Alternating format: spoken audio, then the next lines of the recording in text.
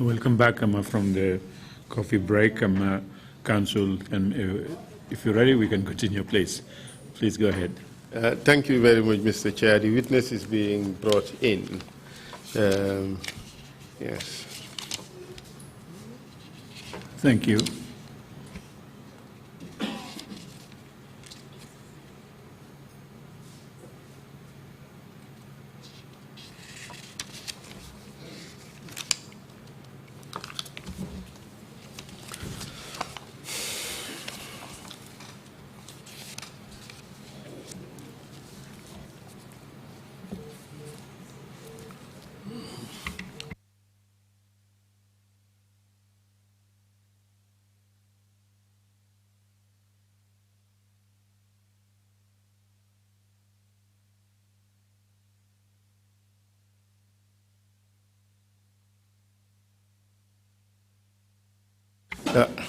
Welcome back, Dr. Jaye. Thank you. Yes. This morning, we talked about the history of the discovery of HIV/AIDS, the treatments that had taken place in the Gambia, especially at the level of the MRC. The move from HIV having been a death sentence to it becoming a manageable disease, just like other chronic illnesses such as diabetes. And the successes you have registered in ensuring that 90% of the patients in your cohort had suppressed viral loads with high CD4 counts, and that they were doing very well. Such was the stage or the state of affairs up to 2005. And then come to January 2007,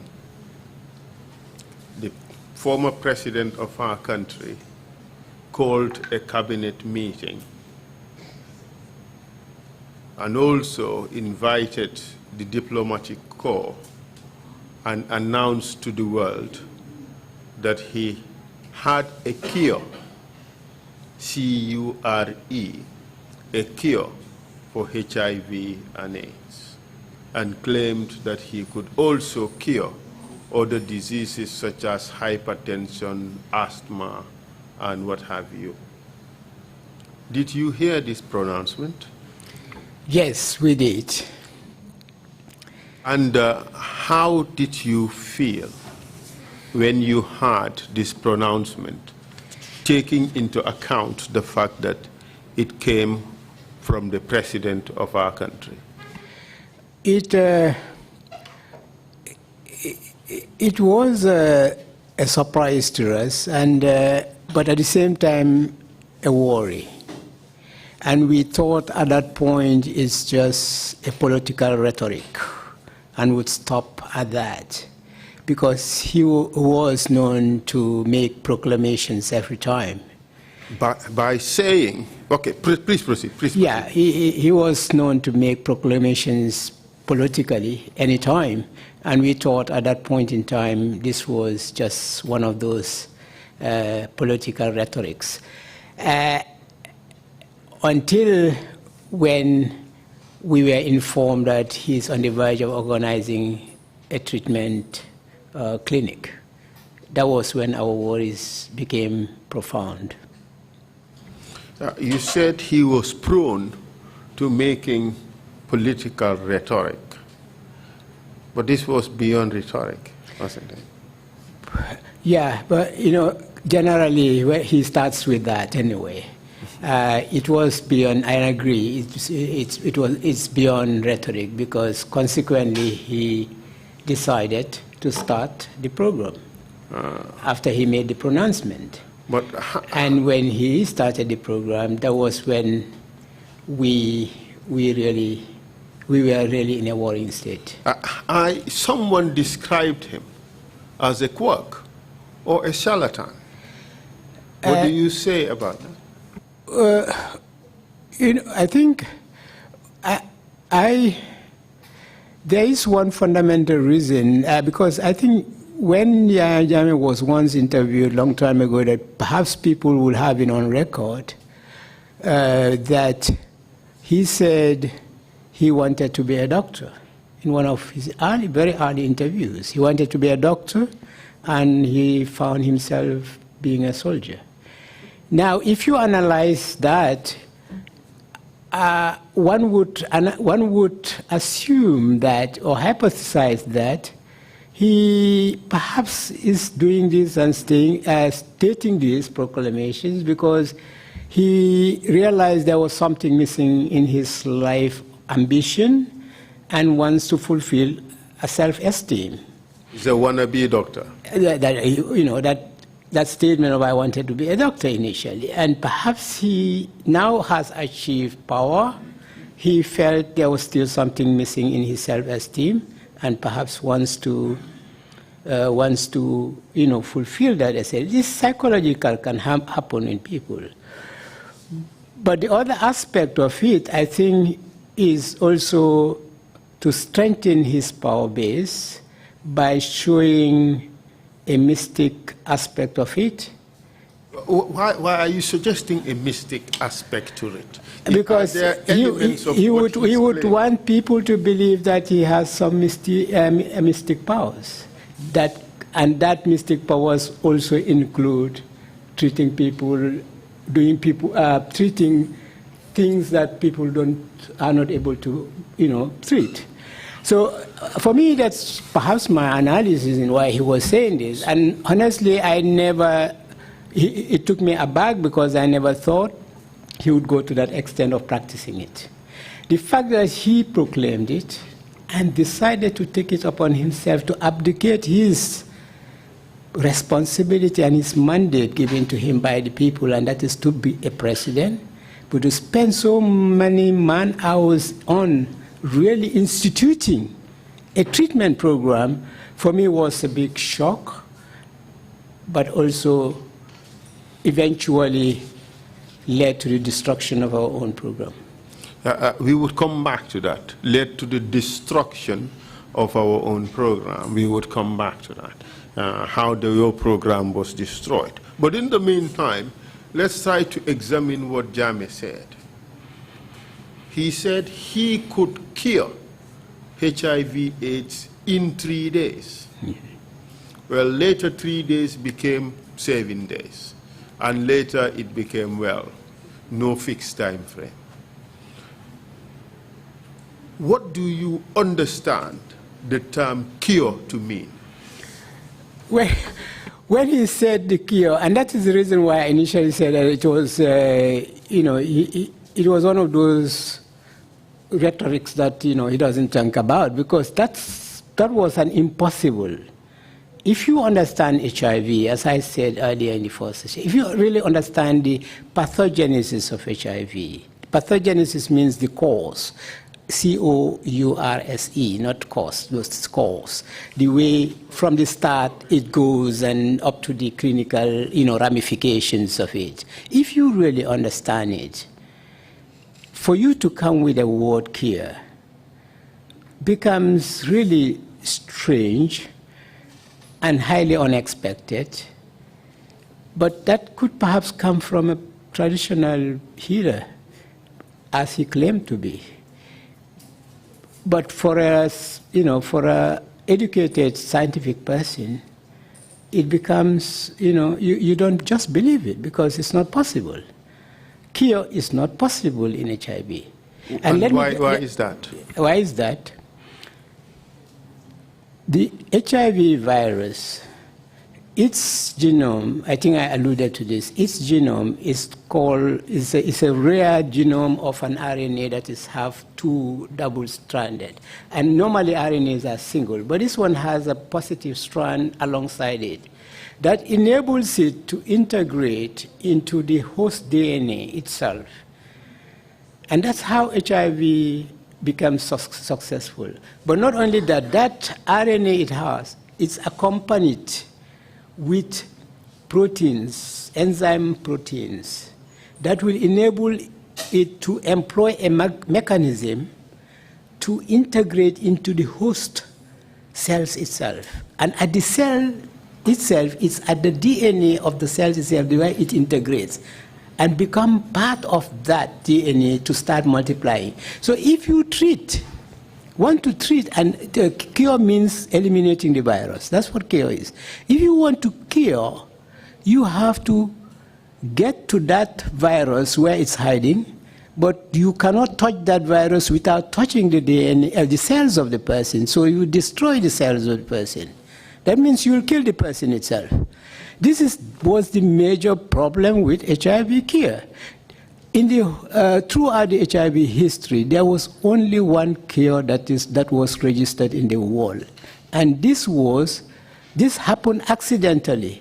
This was a person in Germany where, I think it was in Germany, I can't remember the exact country, where there was a stem cell therapy for another infection. And that stem cell induction into the person was to cure a bone marrow cell problem. And it happened that he was tested positive HIV, and because that stem cell is a pluripotential cell that replaces the original cells, or the original cell makers in the bone marrows and everything, it replaces the actual immune cells. And the older ones die, and then the new ones by the stem cells came about. And then when they retested HIV, the HIV was good. That was the only cure. But you can't apply that as a therapy. And up to today, we can't, because it's not practical to do that kind of a cure. So it's not possible to cure. So, in a sense, when Jammeh promised that he could cure HIV in 3 days, it was simply a false statement. To the scientific community, yes, it was. It was a false statement, because we know that it's not possible. It was a lie. Of course. In spite of his intentions. In spite of his intention, it's not possible that that cure will happen. And as at this stage,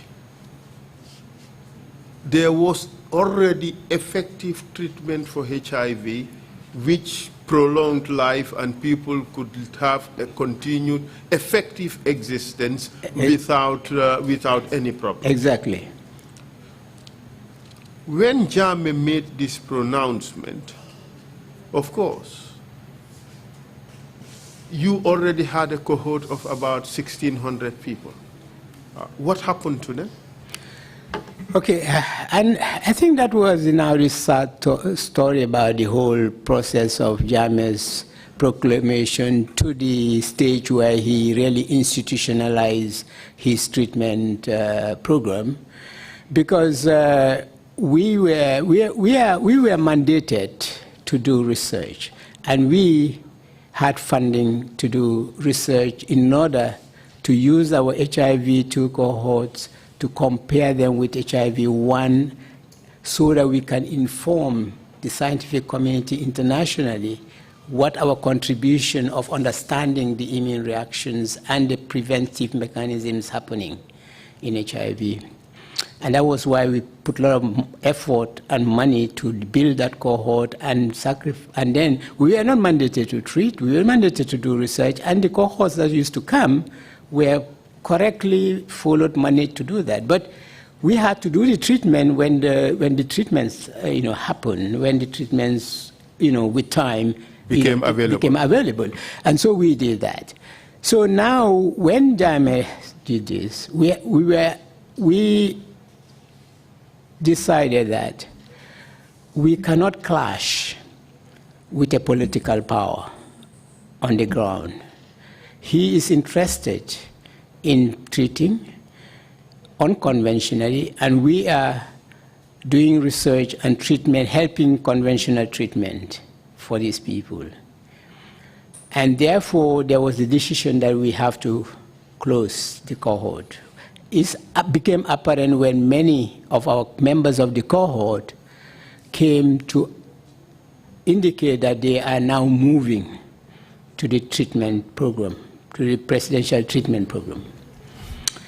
And so we cannot stop them because it's their choice. So what we had to do is to create a discharge form, which they will have to sign that they are now leaving the cohort and move over. But we accompany that discharge form with a procedure of counseling again, another form of counseling. And this was done with the intention to make them more, to understand the risk at which they potentially would be facing in leaving a conventional treatment to an unconventional treatment. But Jame's treatment, it required the participants to give up.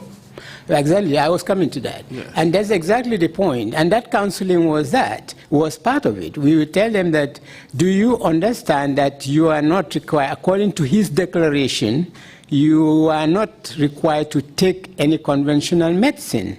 And they would say, yes, we understood that. And we then advise the potential risk of really doing that, especially that they are doing so well now with this current medication that they are on, right? So, at that time, I think we have about 500 on the treatment scheme out of the whole 1,600 cohort members. So we offered to discharge them by doing that, that procedure, and then they went. A few months. Would you say that the lure, the main reason why these people who were doing very well decided to move to the JAME program was because of the promise of a cure as opposed to treatment? Yes, Mr. Chair. Council, sorry to interrupt you, but if we have now moved away from the scientific part of the testimony, what is going on now is very interesting. Maybe we should have interpretation to get the public to hear what exactly the phase that we have now entered. Can we so have the interpreters are ready? Yes, can we have the wall of interpreter in the booth, please? Can they confirm, thank you, Mr. Chair. Confirm that they are ready?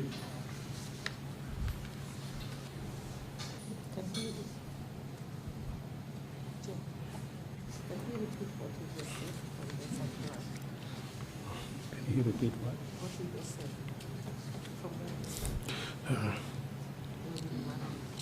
Yeah, perhaps maybe we could just take a step backwards a little bit. That's exactly what we will do. Oh, okay. Yeah. Thank you. You may proceed, Council. Interpreters, can you indicate we are ready? Proceed. Yes, Dr. Jaye, we want to take a little step backwards to... Are we getting the interpretation? Maybe we need one more minute. Yes. Thank you.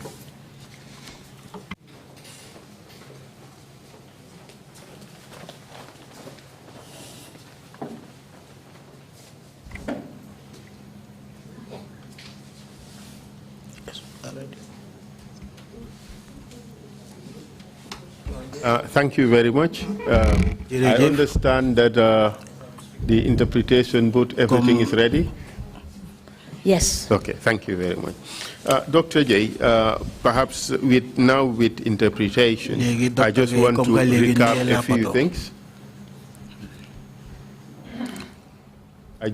recap a few things.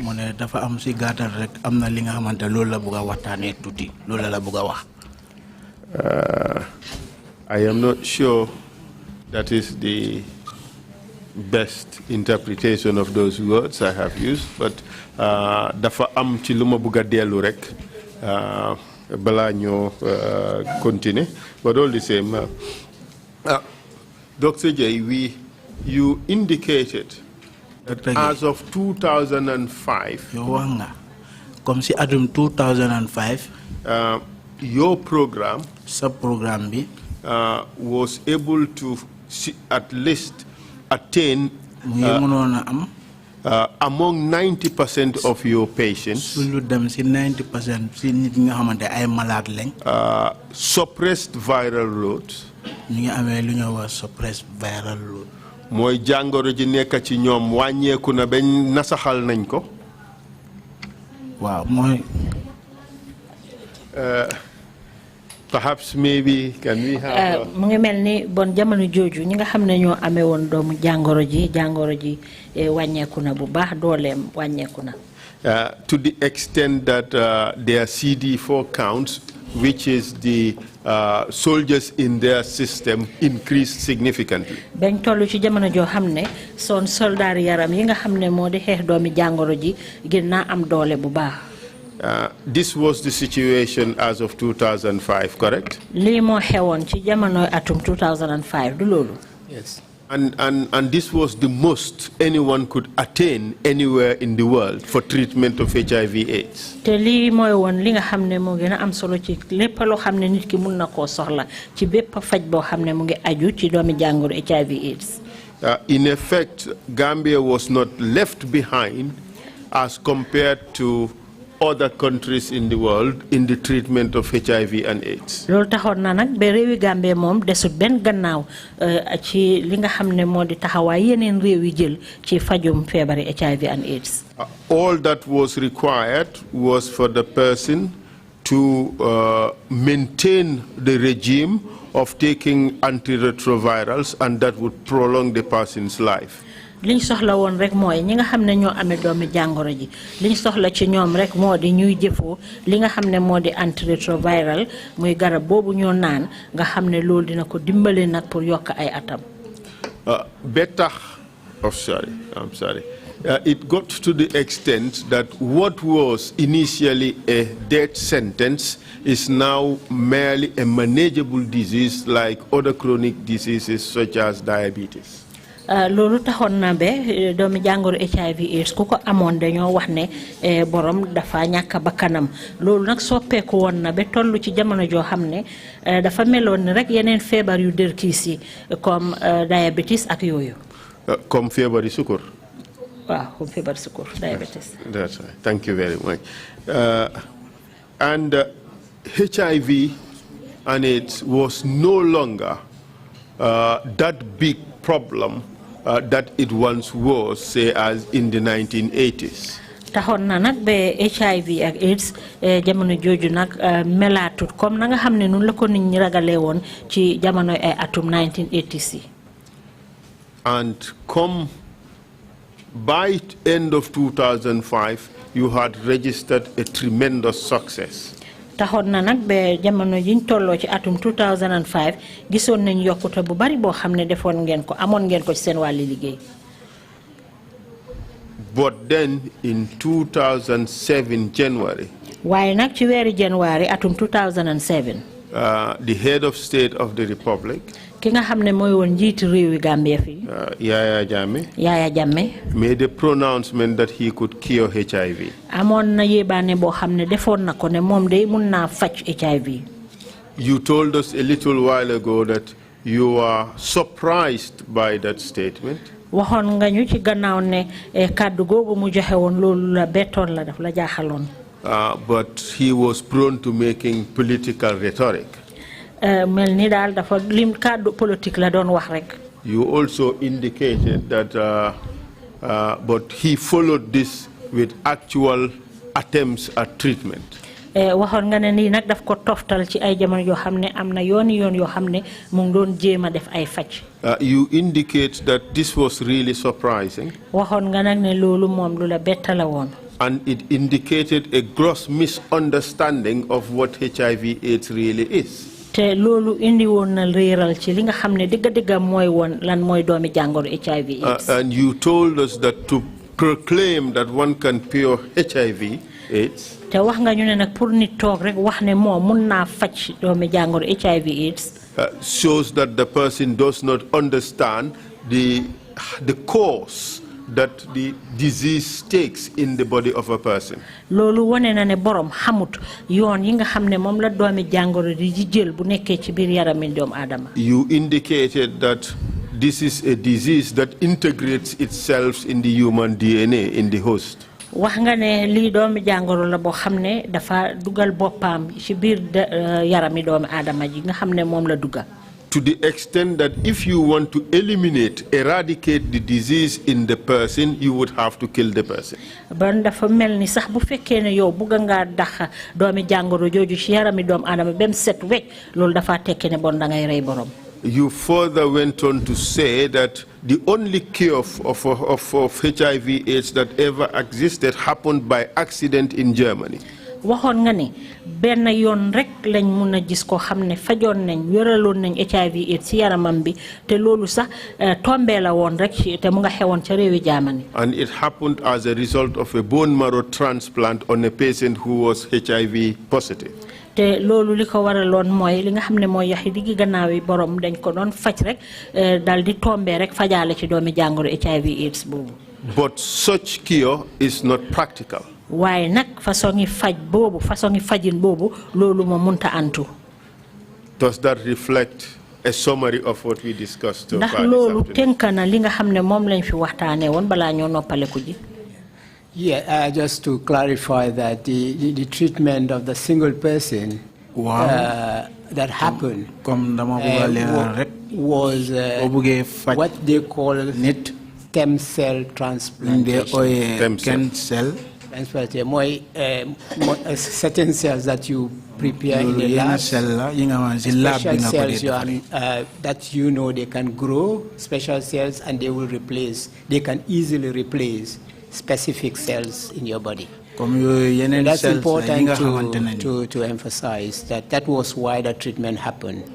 Comme yooyu dafa nekk yeneen cells yi nga xamante ne dañ dee mun a dimbale yeneen cells yi nga xam ne ñu si yarami doomi Adama pour ñu mun a jël loolu ñu faje ko. mu remplacer cell yu fa nekkoon génne ko moom mu ñëw nekk cell si boppam. So stem cell replacement is just to replace what you have before and then bring a new cell completely. And that was why that cure was possible. I think it's important to clarify that way. Thank you very much. Yeah. In a sense, you are saying that there are elements within the human body that were removed and replaced with some new elements that were grown in the lab into the person's body. Exactly. That's bon dafa melni dafa am ay ferñent yo xamne mu ngi ci yarami nit ki lolu lañu génné outalé ko ak yeneen yi nga xamne mu ngi bayé ko ci lab bi nga xamne fa lañu sété. And it is your opinion that such treatment or cure is not practical. Bon dafa melni dal yow ci sa kaddu woné na né façon faj bobu wala façon wéral bobu lolu mo munta am. And for that reason there could not have been any cure for HIV/AIDS. Bon lolu dafa melni amuñ dara lo xamné dina mëna wéral li nga xamné modi HIV/AIDS. But from my observations, Jammeh's claim was not only limited to administering medicine. Waaye nag man ci suma wàlli gis-gis Jammeh emut rek ci def li nga xam ne moo di joxe ay garab. There was some suggestion or element of magic or supernatural powers involved in it. Amoon na leneen loo xam ne mu ngi ko doon jëfandoo mel ni luxus wala ay xam-xam yu am doole xam-xam yu làqu yoo xam ne moom la doon wane ne moom laa jëfoo ci faj bi. Like having a Quran over a person and incantations or recitations of verses from the Quran or statements that are unknown. Manam dal mel niti alquran timale ko nit ki di tari ay baat ci alquran bi ak di def yeneen yo xamne mu ko jàng ci ko borom. Did you observe that? Seetlu nga lolu? Yes, yes, I've observed that. I think where I must be honest that where I wasn't interested to really know how he does this, because for me it was all rubbish and nonsense, and I don't have the time to follow it. The only time I saw it was, I think, when one of the international TV, is it Al Jazeera? Al Jazeera, yes. That's the one I saw, and that's where I saw the procedure. And for me, that's that's not scientific, and so that's it. man daal mbir la woon boo xam ne man amuma ci woon itte lool sax pour toppa ko ndaxte xamoon naa ne lim doon def jaarul ci benn yoon benn jamono rek laa xam ne daal toppoon naa mbir yi tuuti rek muy jamono joo xam ne télévision bu bàyyeekoo fële ci Al Jazeera ñëwoon nañ pour seetlu mbir yi loolu rek laa toppoon ndax xamoon naa ne mbir yi amul benn xam-xam boo xam ne moo ci nekk te jaarul ci benn yoon. From your experiences, would this be the first time a very powerful person in the world would claim to have powers, healing powers, and make that available to his people? Would this be the first time you're seeing that? Yes. yow nag ci sa wàlli xam-xam ndax bii mooy njëlbeeni yoon ngay gis wala di dégg nit ko xam ne borom doole la ci réewam mu jóg rek taxaw ne moom mun naa wéral li nga xam ne moo di jàngoro HIV and AIDS mus ngaa gis loolu. I've never seen it in my life, and why I said this was surprising and at the same time shocking is the degree of irresponsibility to do this, because if you are president, you are the leader of the whole nation, and you have to protect the life of everybody. It's within your purview to do that, and for you to engage and do such a thing. Can you start in your statement, please? Okay. Sorry. Can I repeat it? Yes, please. What I said it was why I said it was shocking. I've never seen it in my life. That's the question. Lita ma wax ne lii luma betta la luma tiital la musuma koo gis ci suma giiri dunda. But more shocking is that for a president who is a leader of a nation. li tax mu gën ma jaaxal sax mooy président boo xam ne moom njiiti réew la. And protecting your people is within your purview as a leader. te yow nag li nga xam ne moo di sa warugal mooy nga aar say nit ñi comme yow kilifa nga. To say something that you haven't presented evidence before. pour def loo xam ne moom amuloo dara loo xam ne lu ko wéral la balaa nga koo commencé. Or even indicate what other professional treatment career you have undergone through and showed success to people. wala boog sax nga wone ci ay misaal yoo xam ne am na yeneeni faj yoo xam ne defoon nga ko te mun nga ci sukkandiku pour won ko nit ñi. Which he never did, and then decided to experiment what he thinks he has on people traditionally. te loolu moom mosu koo def pour jéem a sax seetlu ci nit ñi moo faj xam li nga xam ne moom la war a def ci wàlli aada fajini aada wala fajini nit ku ñuul. This for me was unacceptable, and it was, it was just very, out of the ordinary. pour man daal lii moom waruñ koo mun a nangu te mbir la moo xam ne sax dafa jéggi dayoo. But besides, by the time he actually pronounced the ability to do this treatment. waaye sax balaa moo yéebaane ne moom mun naa faj li nga xam ne moo di doomi jàngoro HIV/AIDS. There were a series of traditional proclamations from other countries about treating HIV. am na yeneeni réew yoo xam ne ñoom wax nañ ko jaarale ko ci wàlli aada yooni nit ku ñuul ne mun nañoo faj HIV. But none of them have been proven right. waaye amut kenn ci ñoom koo xam ne wéral nañ li nga xam ne moom nga wax. So why he did it, I don't know. moom nag li tax mu def ko man xawma ko. Thank you very much. And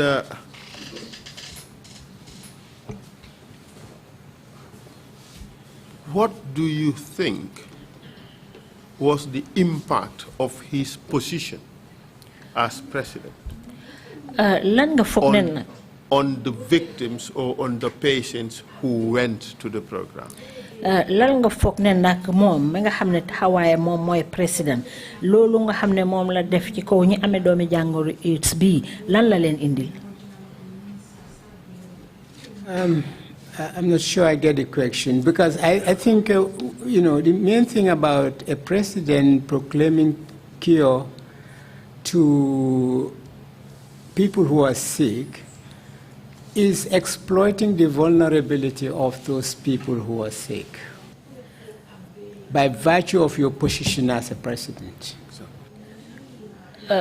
Pour ni ma ko gisee daal mooy yow moom dafa sukkandiku li nga xam ne moo di palaasam boobu nga xam ne moom mooy président la weeru ci nag pour sonnal wala yàqal ñi nga xam ne ñoom ñoo amee doomi jàngoro AIDS boobu noonu. We have to remember that any sick person, especially when it comes to serious illnesses like that, dañ war a fàttaliku ne képp koo xam ne yaa ngi feebar surtout façon ngi feebar yu tar yu mel ni HIV AIDS. no matter how strong-minded you are, ak borom nu xelam dal you are psychologically affected.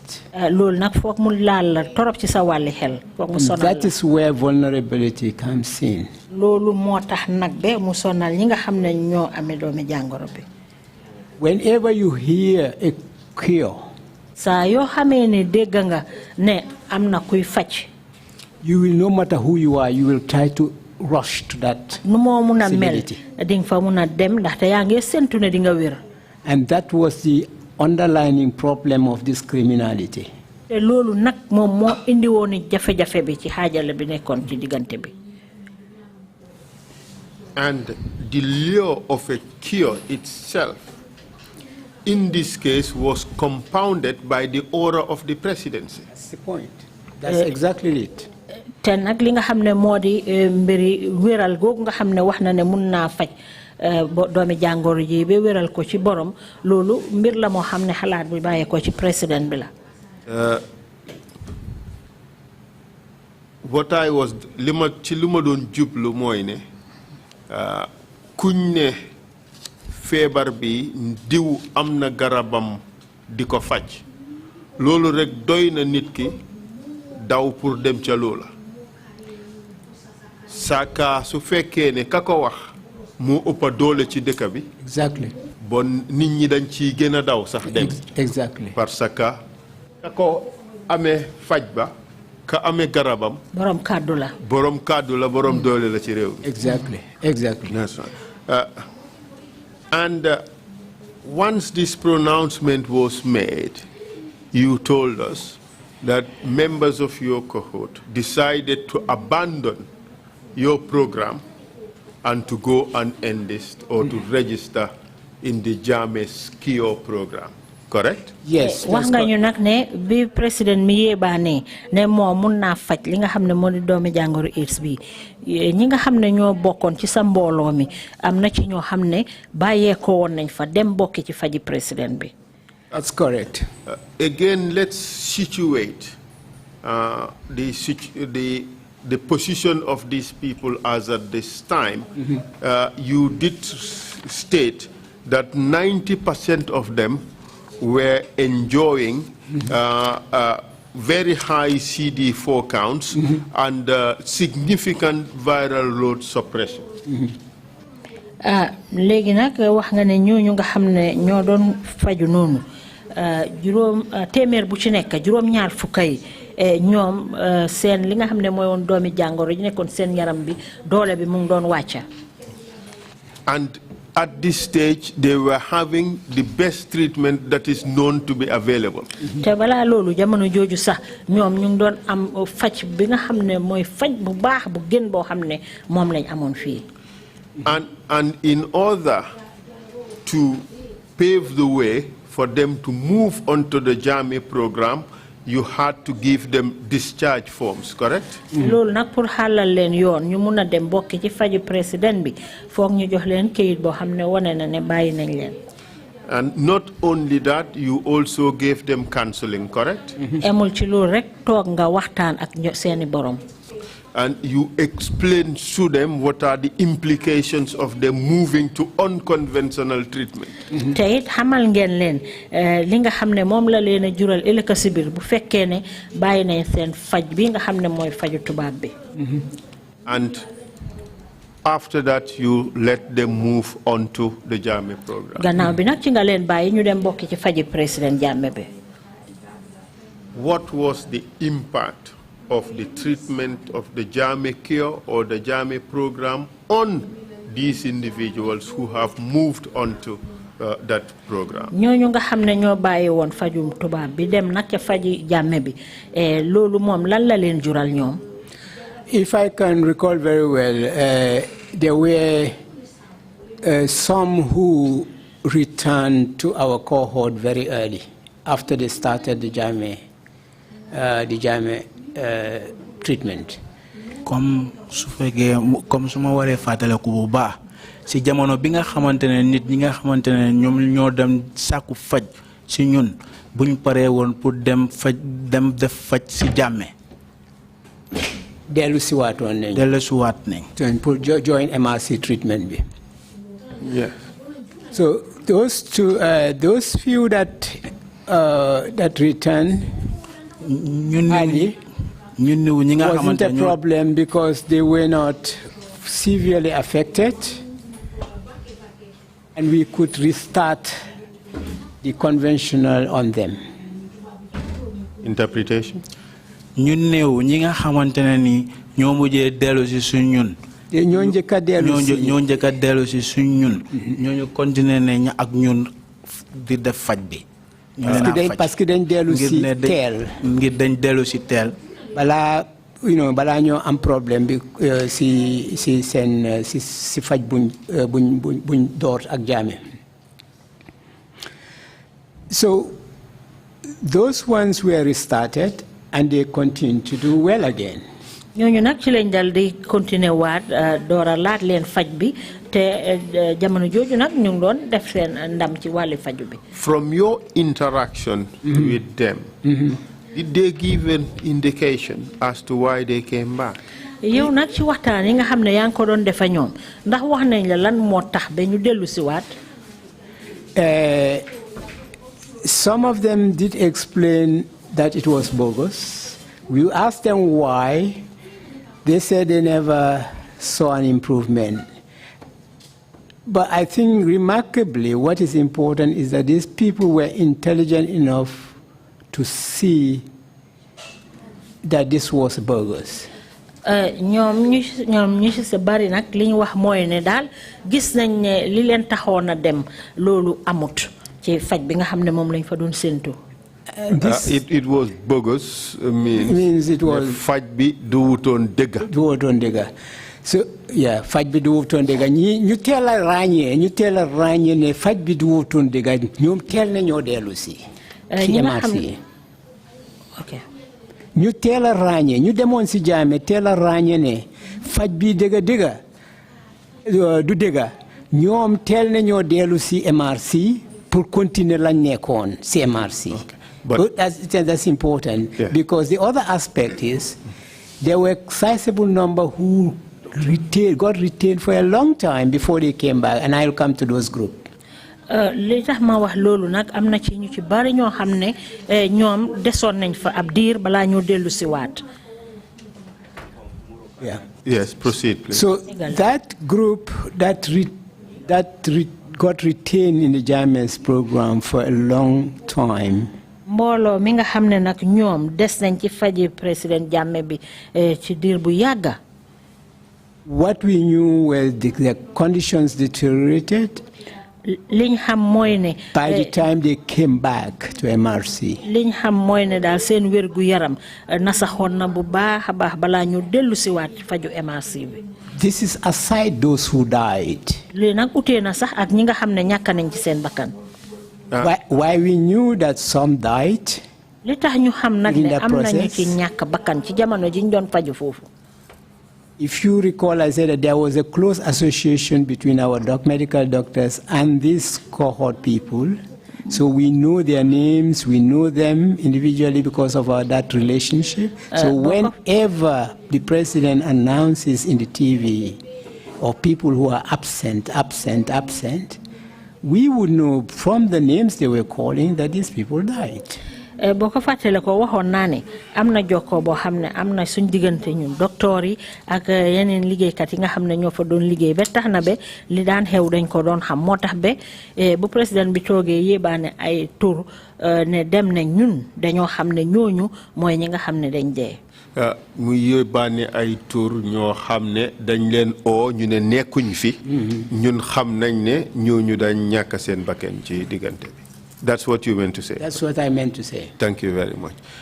So the other set that came late back to MRC. ñi nga xam ne ñoom teelu ñoo dellu si waat MRC pour faju bi. And with very bad condition. Te nag seen wàlli deteriorated condition. Seen wàlli wér-gu-yaram dellu na gannaaw torop na sax na bu baax a baax. We were not obliged. We were obliged to take them back because that's medical practice. You don't refuse to treat people again when they come for help again. waaw ñun gis nañ ne ñun ci wàlli faj bi lañ nekk jëlaat nañ leen ndaxte suñ wàlli liggéey nit ki su waree toll ci anam yooyu ñëw pour faju doo ko mun a delloo. So the whole procedure that I explained about starting treatment, we had to do that and restart the therapy for them again. Comme ni ma ko waxee nag yoon yi nga xam ne fa lañ war a jaar pour faj leen yoon yooyu lañ sukkandiku waat nag pour commencer waat faj bi ci ñoom. In your statement, in paragraph 19. ci sa wax bi nga wax ci paragraph 19 mooy kayit bi nga binda ci sa wax yi. Paragraph 19. I want to just recap a few things you said. dama la bëgg a delloo ci ay affaire ay wax yi nga wax ci loolu yi nga xam ne wax yu néew lañ. You said we were close to the patients and we knew that they had died.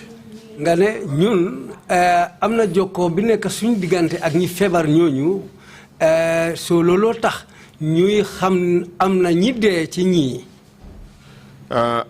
That was the sad thing about it because these were people that we had managed to a good level of health.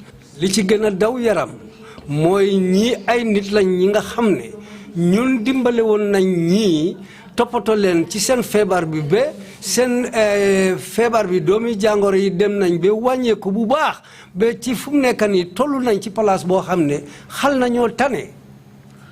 But unfortunately, the president shortened their lives. waaye li ci gën a bon président bi moo gàttal seen fan. That's a very strong statement to make. loolu wax bu am doole la pour nit wax ko. Yes, I swore here to say the truth, and I was an overall person in charge of our of the HIV program in MRC. Man nag bi ma commencé suma wax fii dama waat te man maa ki nga xam ne maa jiite woon faj googu nga xam ne ñu ngi ko doon jël foofu ca MRC. So what I'm saying is something that I know very well. li ma wax fii mbir la moo xam ne lu ma óor la lu ma xam la. We had the people who started treatment with MRC were doing very well. xam naa ne ñi nga xam ne ñoo commencé woon faj bi ak MRC ñooñu ñoom ñu ngi doon jëm kanam bu baax ci seen wàllu wér gu yaram. And those, when they were going to the presidential treatment, they were doing very well. te jamono ji nga xamee ne ñu ngi doon bàyyi faji MRC bi di dem di bokk ci faji président bi seen wér gu yaram mu ngi jëmoon kanam bu baax a baax. Those people had the chance to lead a productive life. te ñooñu mënoon nañoo nekk ñoo xam ne dinañ dunda seen dunda te def li nga xam ne moo leen war yépp ci seen giiri dunda. And become normal citizens in the country. te dinañ nekk ñoo xam ne doomi réew la yoo xam ne li leen war ci seen biir réew mi dañ ko mën a def ci anam yi leen war. So if anybody has data to show that there was no death in the presidential treatment, bon nag képp koo xam ne war ngaa taxaw di wane xibaar ne amul kenn ku dee ci faji président bi. let him produce that data, not to even share it with us, but let him share it with the Santa Yala group. na génne xibaar yooyu wone ko du pour ñun sax de waaye mu wone ko ak groupe Santa Yàlla bi nga xam ne ñi amee woon doomi jàngoro HIV ñoo bokkoon ci mbooloo moomu. And those people are in a position to refute that because they know each other very well. ñooñu nag ñoom ñoo mun a taxaw pour weddi kàddu yooyu ndaxte ñoom xamante nañ. So if I say that some people died, And they were not necessarily supposed to die because of the treatment they were on at MRC. It's a true statement. Bon nak su fekkee ne man ci suma kàddu wax naa ne ñi dee ci faji président bi waruñu woon a dee ndaxte faj bi nga xam ne ñu ngi leen doon faj MRC faj boobu mu ngi doon indi yokkute bu baax ci seen wàllu wérgu yaram. Thank you very much, Doctor. jërëjëf docteur. And for those who came back to you, pour ñi nga xam ne dellusi nañ ci yéen. You said some of them came in moribund state. wax nga ne ñi dellusi am nañ ñoo xam ne bi ñoo dellusi fekk seen wérgu yaram dellu na gannaaw bu baax. And their health was in a state of hopeless decline. ci waxtu boobu seen wérgu yaram daal dellu na gannaaw ba egga ci waxtu boo xam ne daal doy na waar. Were you able to save them? ndax amoon nga yoon pour dimbale leen pour muccal leen. An important question there. Some died, no matter how much we tried. laajte bu am solo nga laajte noonu waaye nag am nañu dee ak def nañ suñ kéemtalaay kàttan daal waaye mënuñ leen a sowe. But some we were successful. waaye nag am na ñoo xam ne yàlla dimbale na leen ñu mucca. And if you see that degree, that variance, that variability in that degree of why these people died, is because of the length at which they stayed, I think, at the presidential treatment program. So the longer you stay there and be denied of the conventional treatment, of course, the hypothesis is that, your whole system deteriorates again and the CD4 goes slow. soo seetloo ute bi nga xam ne moo nekk ci ñaari faj yooyu mooy ne dañ yàgg torop ci faju président bi tax na ba garab yi nga xam ne moo leen waroon a mun a dimbale munuñ ko woon a jëfoo li nga xam ne moom lañ doon jëfoo nag mu doon yàqal lu bari ci seen wàlli yaram ci seen wàlli wérgu yaram. Ultimately, ci kaw loolu nag. what happened to your program at MRC? ci kaw loolu nag yow programme bi nga doon di doxal MRC lana ci mujjee. Now we were caught in between really a dilemma of saving our research mandate in this country. ñu daal dañ tënku woon ci jaaxle boo xam ne ñu ngi ci woon pour mun na muccal li nga xam ne mooy suñ taxawaay ci ay gëstu yoo xam ne ñu ngi ko doon def. And clashing with a political power. loo xam ne nag dafa jànkuwante ak li nga xam ne moo di mbiri politique. And if you know, international research is heavily funded by other stakeholders. te nag ay gëstu yoo xam ne ñu ngi ko doon def ci diggante réew ak réew ñi nga xam ne ñoo ko doon dépasse ay borom doole lañ. The fact that these people are already gone to the presidency treatment and then coming back to MRC politically could cause problems. te nag sax ne ñi nga xam ne commencé woon nañ faj MRC ba pare jógee fa dem ci faji président bi loolu indi woon na jafe-jafe ci wàllu politique. Reverse ñi bàyyi woon MRC dem ci faji président ba jëlee wuñ fa liñ bëgga ñu del si waat MRC loolu indi ekkati woon na ay jafe-jafe. Yeah, that's it. That could pose a problem for us and may compromise our research mandate. And we decided that we need to close the HIV clinic at the MRC. Lolu isi won na jafe-jafe ci ñun ba tollu nañ ci waxtu boo xam ne daal amuñ luñ mun a def dañ mujjee tëj ci bunti liggéeykaay boobu ñu def MRC fi ñoo dimbale ñi nga xam ne ñu ngi am doomi jàngoro HIV/AIDS.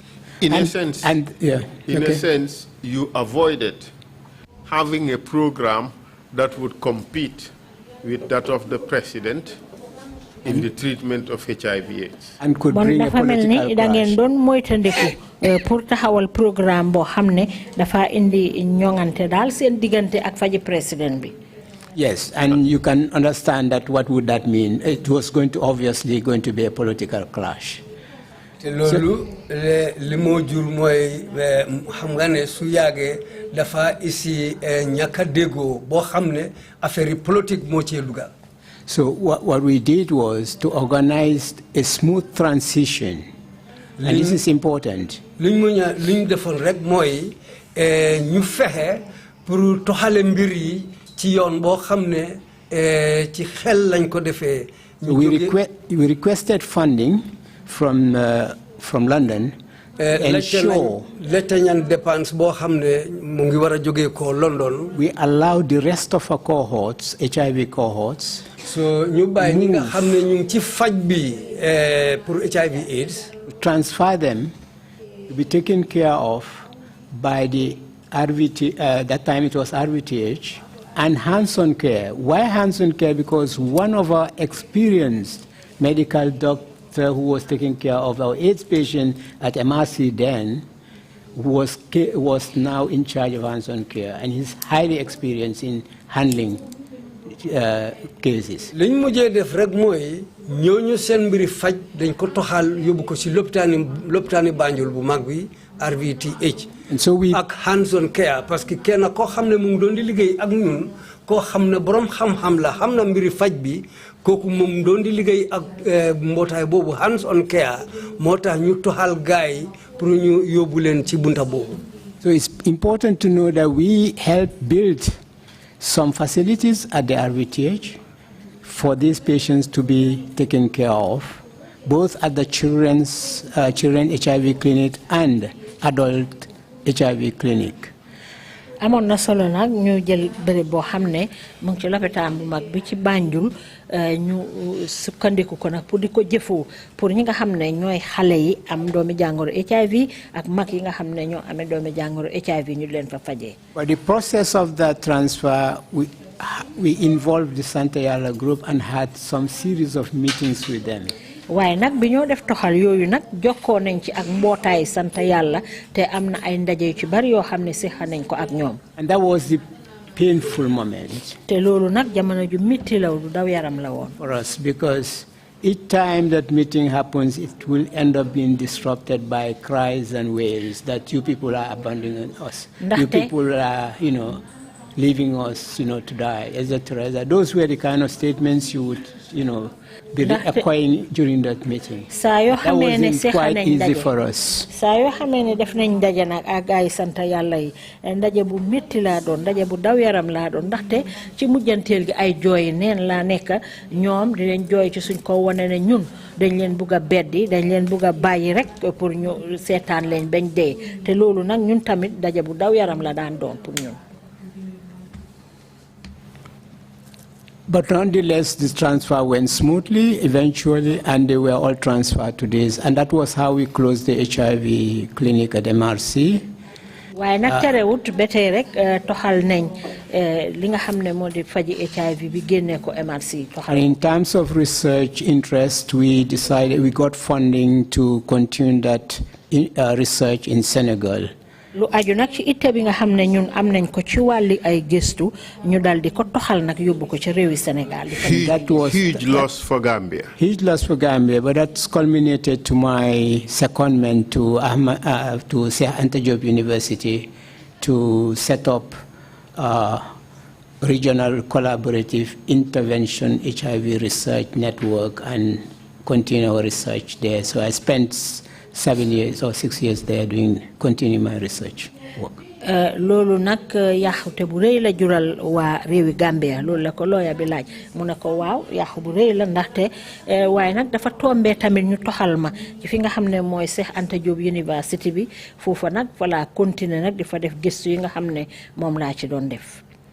In a sense, that very good treatment that was being offered by MRC to about 500 Gambians has now been lost and given to hands-on care. Mu ngi mel ni ndimbal bu MRC bi doon di jox ñi nga xam ne dem nañ ba juróomi téeméer fu mu nekk nii amuñ pexe ba dañ leen jël jox leen hands-on care pour liggéey bi continuer foofu. Exactly. So it was, perhaps it was not lost entirely because we had much confidence in our hands-on care. We trained people at the RVTH at that time also and gave them CD4 counting machine at that time to do monitoring. So we thought, aside from the traditional going, those who don't want to go, we wanted to make sure they continue to benefit, because Global Fund did not withdraw, even though there were challenges, they never withdrew. So waaw mun nañoo wax ne sax du yaaxu bu bari torop lool ndaxte ñi nga xam ne ñooy hands-on care am na ci ñoo xam ne ñu bari jàngal nañ leen ne ñoo fajee dimbale nañ leen ci ay machine yoo xam ne pour ñu seet ci li ñoo wax CD4 count. not hands-on care, RVTH ñooñu leen jàngal ba pare jox leen machine pour ñu toppatoo. hands-on care ñoom amoon nañ seen machine, amoon nañ seen personnel, waaye RVTH dañ make sure ne dugal nañ fa xaalis pour support leen. te terewul tamit ñi nga xam ne ñooy Global Fund dépasse bi nga xam ne ñu ngi ko doon def teggiwuñ ci seen loxo.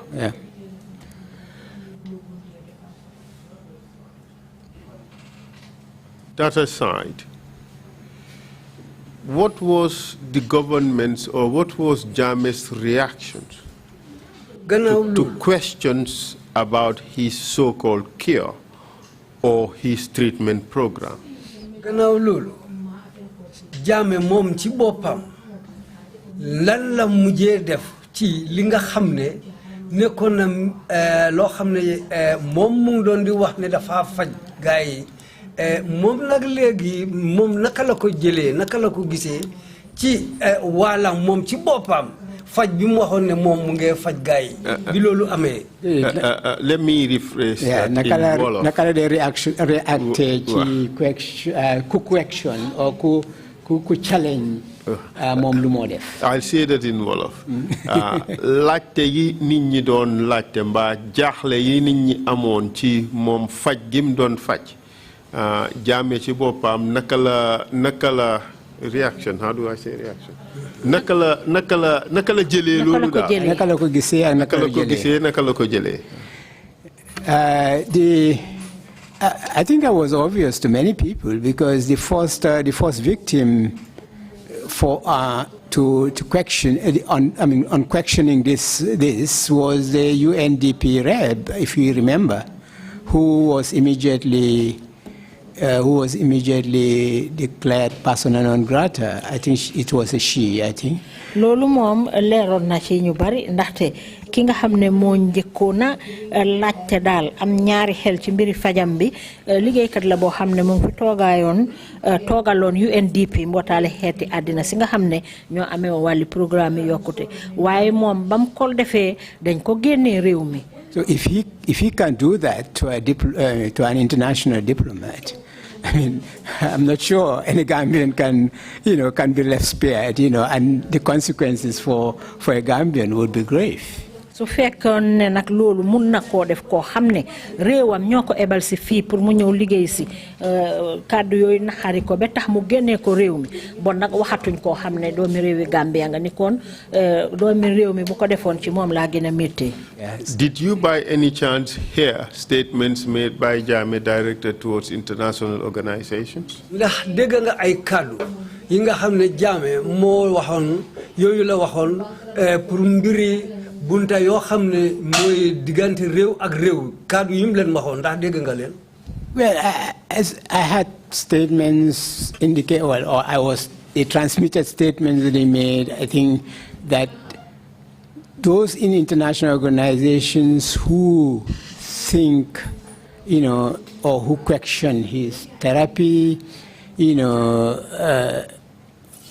a threat in a way, and specifically saying those who think they are international scientists and are doing and are questioning, he's waiting for them to, something like that. Those kind of threatening statements I think we've heard, and some were transmitted to me to mean perhaps he's alluding to you, because at one point he made a statement saying those who think they are Gambian experts and are in Senegal You know, that kind of statement, I didn't hear, but people transmitted this kind of statements. Amna ay kàddu yoo xam ne dégguma ko de waaye jottali nañ ma ko muy wane ne bépp mbootaay boo xam ne mbootaay bitim réew la nga bugg a am ñaari xel ci wàlli fajam bi dina ko jëflante ak borom te ñu ci bari sax foogoon nañ ne kàddu gi ci man la ko jëmale woon ndaxte tollu woon na foo xam ne mu ngi doon wax ne ñi nga xam ne ay borom xam-xame xarala lañ waa réew mi te dem toog ca Sénégal ñu bari foog nañ ne man la jëmale kàddu gi yooyu yëpp dégg naa ko daal façon yooyu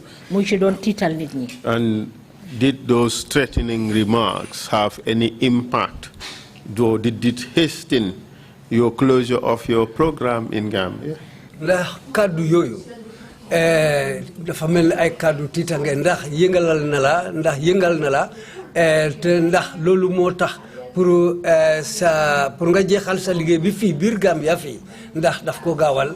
By the time he made those remarks, apart maybe from the one he made to the UNDP, that was before our closure. But those remarks he made eventually was after our closure. I think our closure was mainly based on really looking at the risk of continuing this treatment in the face of a political clash. This was what really made us make a quick decision for that. Kàddoom yooyu mu wax nag xanaa bu UNDP bi rek de moo fekk tëjaaguñ waaye balaam doon joxe kàddu yooyu fekk na ñun sax tëjoon nañ suñ place ba pare li taxoon sax ñu gën koo tëj mooy dañ doon xalaat ne buñ continuer lii dina mun a indi jaamaarloo ci wàlli politique suñ diggante ak moom. Yes, and particularly strengthened by the fact that he directed a threat to the UNDP, and obviously, we. So what I think, in retrospect, I think we made a very good decision at a very early time and a very good time. Te li ko gën a dooleel sax mooy dafa amoon ay kàddu tiitaange yoo xam ne mu ngi ko jëmale woon ci UNDP ñun daal suñ gis-gis mooy ne jéego yooyu ñu jël nañ ko waxtu wi nga xam ne ci lañ ko war a jëlee ba nga xam ne indiwul benn jafe-jafe ci ñun.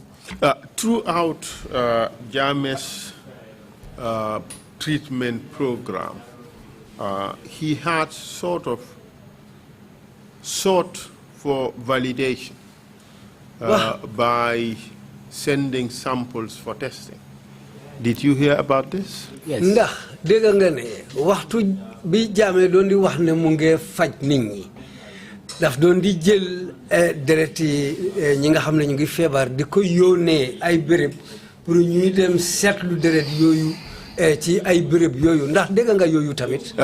Li ko waraloon mooy pour mu sàkku pour am luy dëgëral ne faj gi moo faj dëgg la. Please proceed. Yes, the first we knew of, and I think everybody saw it in the Observer then, was that he first indicated that, or their team, or his team indicated that the tests monitoring of the treatment was being done by Professor Suleiman Boub. nga xam ne noonu lañ ko gisee noonu la ko ñu bari gisee ci kayiti xibaar yi Observer bi mooy bi nga xamee ne mooy ne gëstu yi nga xam ne ñu ngi ko ci doon def ki ko doon def mooy ku ñoo wax Professor Suleiman Boub. And just I think a week or two after that statement, Professor Boub wrote a letter back. Gannaaw ay bésu ay gannaaw bu mu feeñalee kàddu yooyu rek Professor Boub ci la dal di bindaat letter. Clarifying that he never was approached to monitor the treatment. What happened was that somebody from the RVTH lab went to visit them with samples. Moom li mu wax mooy ne daal mbiri seet loolu nga xam ne moo di deret yooyu ñu yónnee woon pour ñu test ko moom nekkut ne moom moo ko doon jiite di ko toppatoo li xew mooy ne dafa am ay sample yoo xam ne kuy liggéey ci lopitaan bu mag bi ci Banjul yóbbu woon na ko fa. And the person said he wanted to be trained. Te kooku li mu waxoon mooy ne dafa ñëw pour ñu jàngal ko. And that was it. And he never tested any sample or monitored anything. When he produced that letter, it was in the media, I think, and suddenly there was, I think, if we go to the archives of Observer, you will see that Dr. Sajata was then the editor, if I recall, because he wrote an editorial,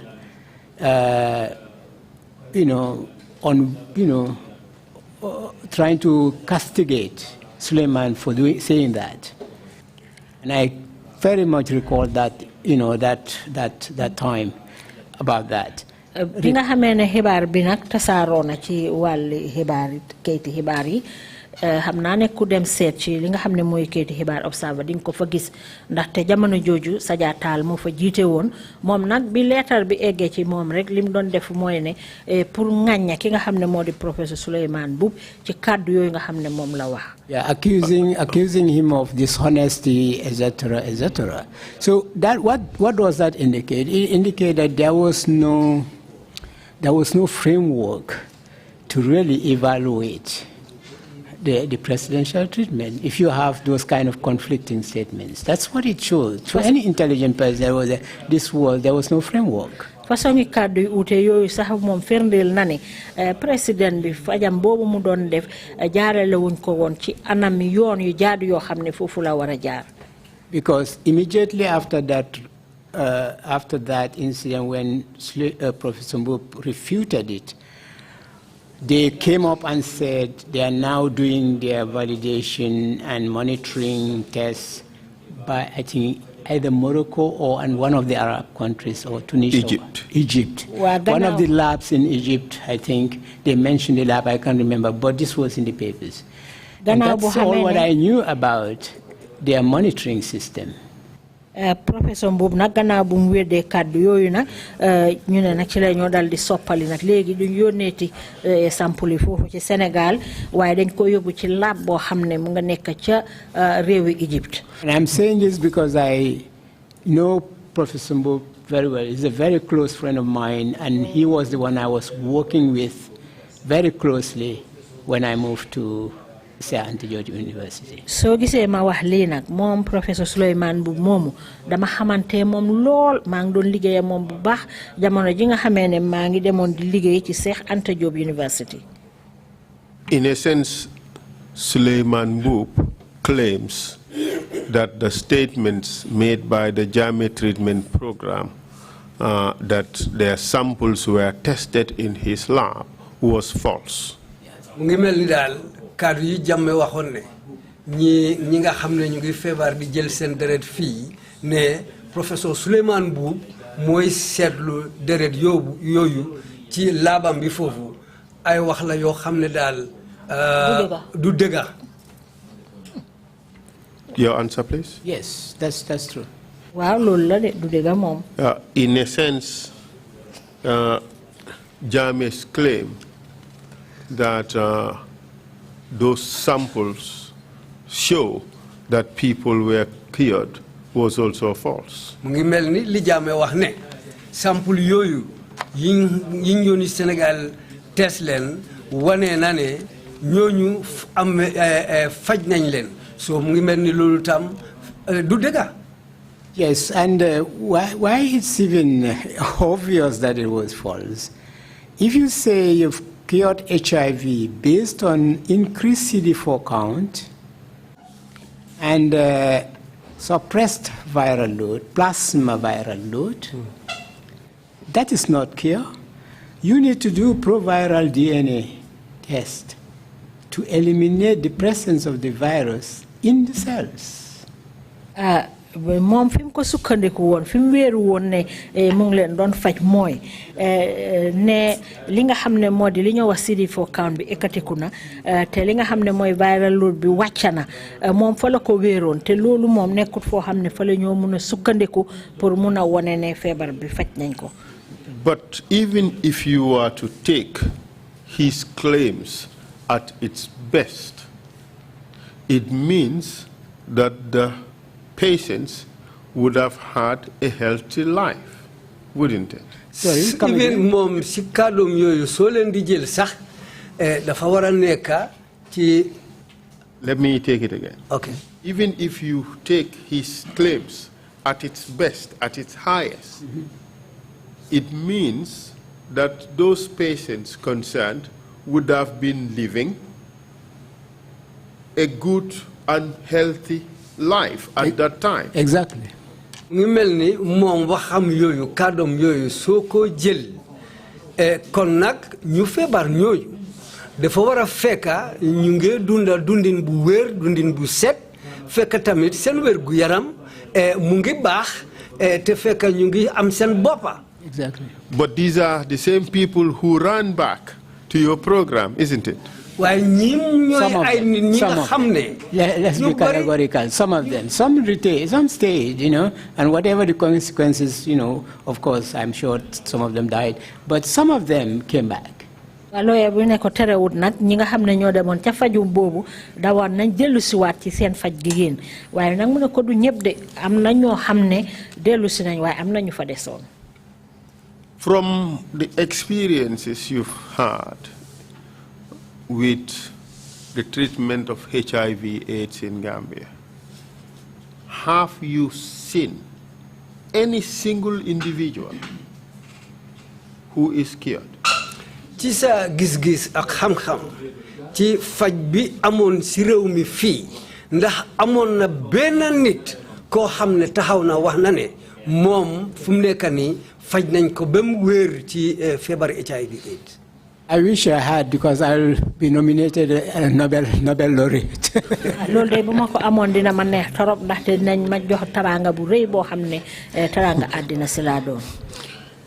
Have you ever seen any single individual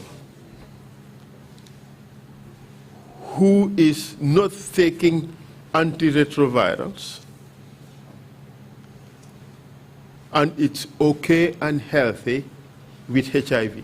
Yes. Ndax mus nga gis tamit benn nit koo xam ne nekkul di jël garabi tubaab yi ci mbiri HIV/AIDS waaye nag mbiram a ngi baax mu ngi ci wérgu yaram. I mean someone from stage 3 and stage 4. Okay. No.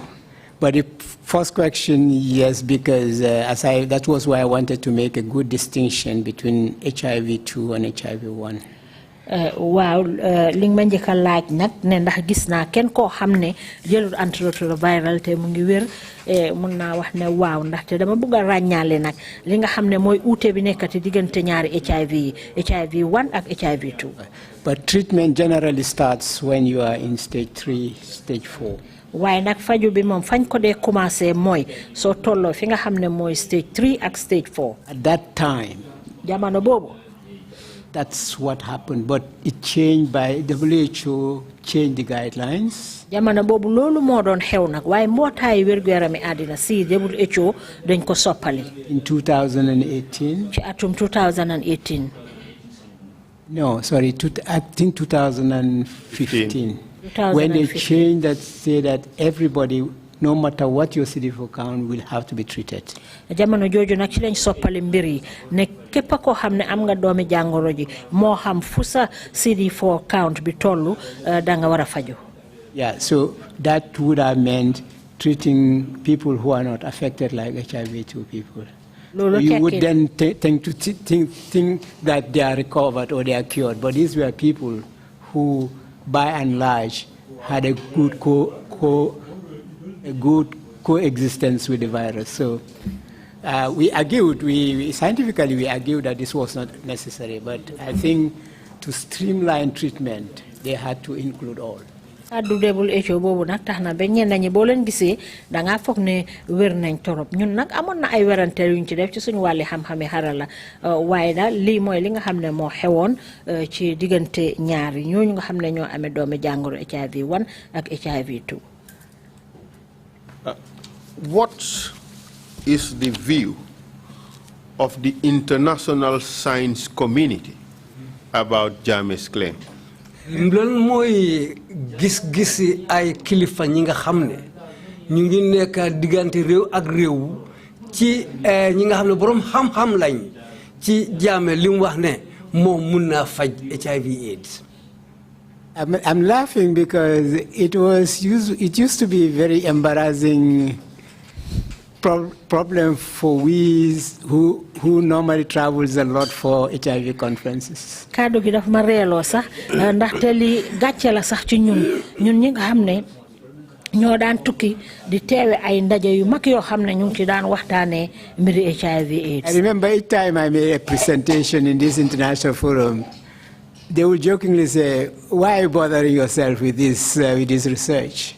And of course, that's sarcastic, and I knew, but it was a joke, and that was how people just took it. Ma fàttaliku nag saa yu ñu demaan ci ndaje yu mag yi ba nga xam ne maa ngi faa gaaral suma kàddu léegi-léeg ñu tooñ ma nag ne ma yow sax lana tax ngay sonal sa boppa ci gëstu yi nga xam ne yëpp yaa ngi koo def waaye dañ ma ci doon tooñaale nag. So that's it. That sums up how he was seen by international community. Loolu moom leeral na naka la ko askan wi nekk ci biti daan gisee. It was seen as bogus. Yes, it was seen. Nit ñaa ngi ko gis ne daal lii lu amut la. It was seen as false. Gis nañ ne lii mbir la boo xam ne daal du dëgg. It was seen as exploitation of the vulnerabilities of people in dire need. Mu ngi mel ni ñeneen ñaa ngi ko gisee ne mu ngi teg ay nit coono ñi nga xam ne borom doole ñi nga xam ne dañ niw doole. He was seen as a quack and a charlatan. ñeneen ñi gisee ko ne kii nit la koo xam ne nekkul niti dëgga te jaxasekat la. Day oote lu amut. You agree with that? Yes, I do. Waa ànd naa ci li nga wax. It was criminal. mbir la boo xam ne daal jëf ju bon la. It was a fraud. ba pare tapale la. You agree with all that? I do agree, absolutely. It was criminal in the sense that people who were not supposed to die, died. And that's the sad part of it all. Ànd naa ci li nga wax lool ndaxte lii mbir la boo xam ne am na ci ñu ci ñàkk seen bakkante waruñu woon a dee loolu sax moo ci gën a daw yaram. People's hopes were also dashed. mu ngi mel ne ñi nga xam ne dañ amoon yaakaar tas na seen yaakaar. This should not have happened, especially at the time when there were effective treatments for HIV/AIDS. lii warutoon a am surtout waxtu boobu am na ay garab yi nga xam ne mu ngi doon di dimbale ñi feebar ñi bu baax a baax a baax. And would you agree that the biggest shock is that this came from the father of the nation? li ci gën a bon mooy lii mu ngi jëkk bàyyeekoo ci koo xam ne mooy njiiti réew mi. Absolutely. Thank you very much, Dr. Jaye. Jërëjëf Dr. Jaye. I have no further questions. Matuma dara loo xam ne dinaa la ko laajaat. I hand over to the chair. Jébal na waxtaan bi yëpp ci loxo borom toogu bi ci commission bi. For any questions they may have. Képp koo xam ne tamit ci commission yi bugg nañ laa laaj mun nañ laa laaj. Thank you very much, Mr. Jërëjëf Mr. Jaye. Thank you very much, Emma Council, and thank you, Dr. Jaye, for coming to testify before the Commission. Jërëjëf Council, jërëjëf Dr. Jaye, li nga ñëw pour joxe sa seede fii ci kanami commission bi. Commissioners, if you have any questions, please indicate. Commissioner Carr, you have the floor, please.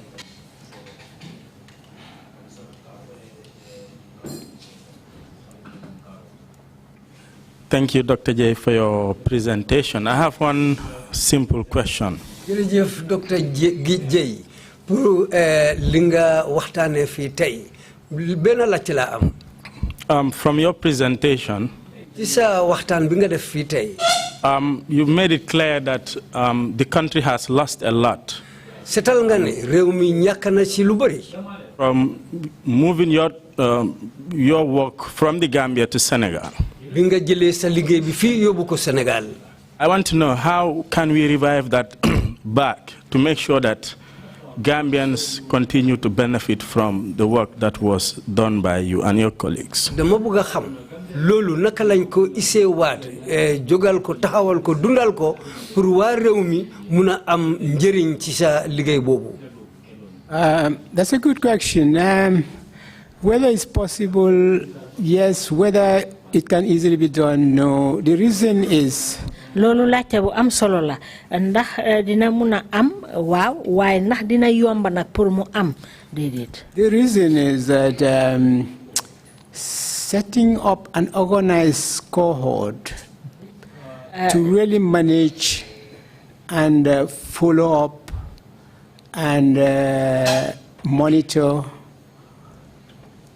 I'm sure even those currently trying to do it, perhaps will not do it as effectively as MRC was doing, requires huge resource of funding.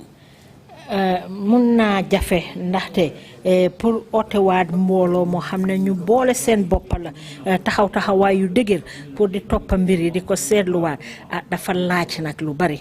And those who give funding, ñi nga xam ne ñoo dee dugal seen dépasse ci lii.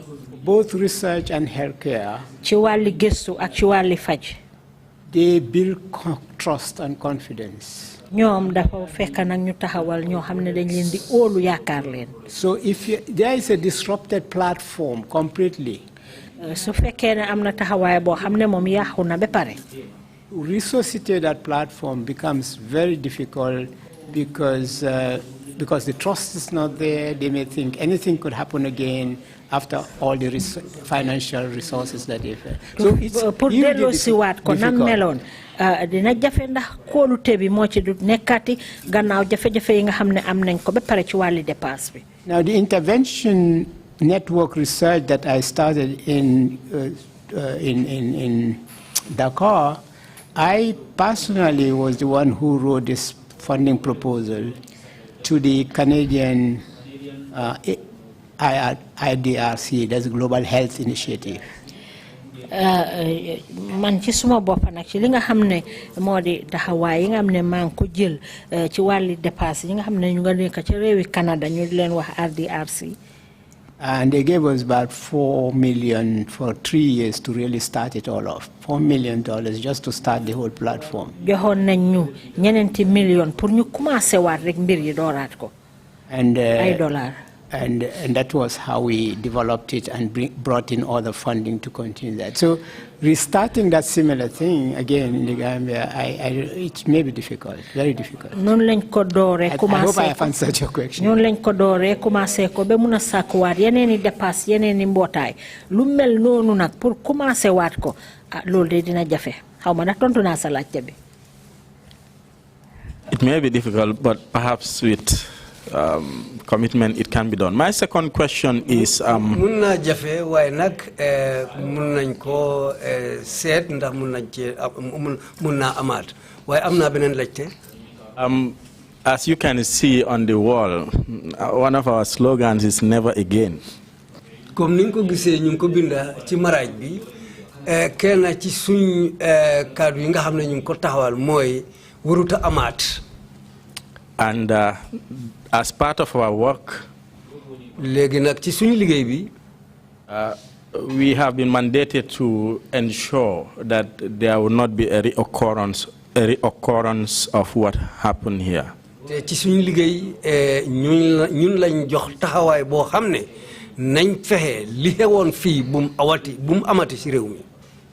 As a scientist, what would be your recommendation?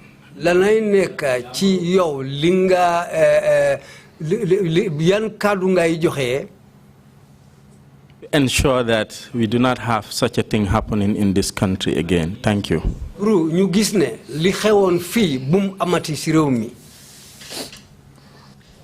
Yeah, thank you. That's a very difficult question. And the reason why I say it's difficult is because the person who started this and who made this happen is not an ordinary citizen. It's not an ordinary person. Loolu nag tontu bu jafe laa doon ndaxte mbir yi yëpp ki nga xam ne moo ko commencé woon du nit neen rek da du nit ku tuuti. And occasionally perhaps Africa do get experiences of this kind of people to lead them. But you have an your question is underlined by one important factor, and that is, I believe. Africa, I believe in what my Quran says. It said that the way people are is reflected by the kind of leader they get. What does that mean?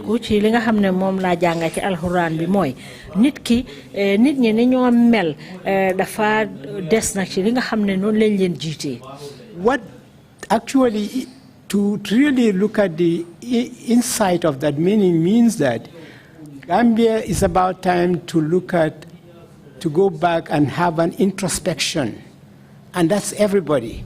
To introspection, to really look at our virtues, our integrity and honesty. Lolu nak lim tekki moy ñun wa rewi Gambia dañ wara togaat sétat suñ bop sét ni nga xamné moy suñ mahama suñ hikma fi nga xamné fofu la tollu ñu sétlu wat ko bu baax. My view is that we've lost that virtue, but it's amplified by the actions of Yahya Jammeh. And that virtue is now still lost in people in the Gambia. We are losing the virtue, the honesty and integrity in the general population at large.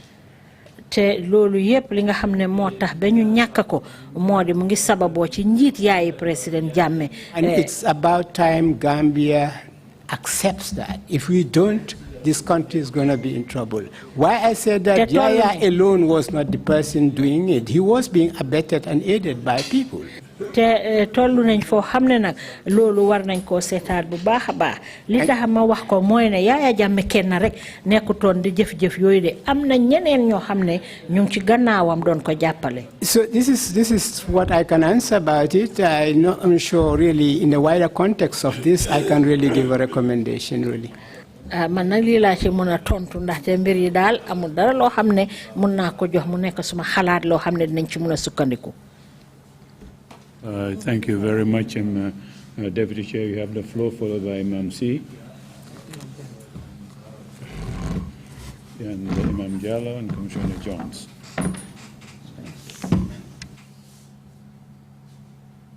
Thank you very much, Dr. Jaye. That has been a very interesting morning. Jërëjëf Dr. Jaye waxtaan am solo la tey ci suba. My question is related to the viral load testing. Suma laajte bi mu ngi aju ci doomi jàngoro bi ci limde tollu ci yarami nit ki suñ ko seetlu. If I understand your testimony well, you said viral load testing was being done with your cohort of patients. Xam naa li nga waxoon xam naa ko pour seetlu doomi jàngoro gi fi mu toll ci nit ki yéen ko doon di def fii di ko seetlu. But I believe I was also made to understand that this facility did not exist in the Gambia. waaye ci wax bi léegi gëm naa mu ngi mel ni pour seetlu façon boobu amatul ci réew mi. No, in the beginning of the whole treatment, we were the only ones in MRC who did it. Eventually, and I can't give the specific date when we transferred the technology to the labs at RWTH. Wow, ci jamono bobu ñun rek ñoy ñi nga xamne ñoko amone waye nak mën na la wax bes ak jamono yo waxtu wa nga xamne ci lañ toxal mbir yi nak ci lab ba nga xamne mo nek ci l'hôpital bu mag bi ci Banjul. Yeah, by the time I think the national lab was being completed and some of the part of that lab remain still at RWTH. Jamono ji nga xamé né paré won nañ la bobu nak ba nga xamné yenn ci yoyu deson na fofu ci l'hôpital bu mag bi ci Banjul. We train people to do that type of molecular test. Mon na ay nit ñoo xamné jangal nañ leen pour ñu def façon set bobu non. How they were doing it and the competence and how they were doing, I don't really know, I must be honest. Niñ ko doon defé nak ak seen mun ci wàlli jëfin bi lolu nak mom xawma ko I really don't know, and whether they maintain doing that testing, I don't know, because it was quite an expensive thing to do, but the money wasn't a problem because Global Fund was ready to do that. And there was a stage also when Global Fund recommended that viral load must be done, plasma viral load testing must be done. How man naka lañ ko doon defee jafe-jafe yi nga xam ne moom lañ ci doon am waaye na xam naa jafe-jafe bu mu mënoon a am daal du doon mbiri dépasse bi ndaxte Global Fund ñoom ñooy ñi nga xam ne ñoo ko doon dépasse pour ñu doxal ko fii ci biir réew mi. But I must clarify that the plasma viral load test, which is easier to do, is different from proviral DNA, and proviral is really knowing from the cells whether the virus is still existing or not. That I was sure they're not doing. They didn't have that capability to do. But for monitoring, li ñoo wax viral load mooy seet nga xam ne doomi jàngoro bi noonu la toll dafa utee nag ak leneen li nga xam ne loolu la wax noonu foog naa loolu làkki docteur la waaye nag dafa utee ci li nga xam ne noonu lañ ko doon defee. Okay, let me just, because if the technology was in place and people were trained, why was it necessary to take samples abroad to determine the viral load? No, in the beginning, xam-xam bi am na fi te gestu bi mën nañ ko fee defee lu tax léegi nag ñuy jël ay dereti nit sample yi di leen yónnee bitim réew. No, in the beginning they didn't have. In the beginning of the treatment procedure, RWTA did not have it. They didn't even have CD4 count machine. We, MRC, eventually donated a CD4 count machine. ca ndoorte ba nag moom biñ commencé woon faj bi lopitaan bu mag bi ci Banjul amuñ ko woon de ñun waa MRC ñun ñooy ñi nga xam ne ñoo leen dimbale woon ci machine bi. I mean, this ability for them to do it, capacity, was later down the line. ngir ñu mënoon koo def nag niñ ko waroon defee loolu gannaaw bi ci lañ ko soog a commencé. Very much. Thank you. Imam C, you have the floor, please. Dr. Gay, my thanks to you, Dr. Gay. I'm still extending my sincere thanks to you for the good job you've been doing for the nation.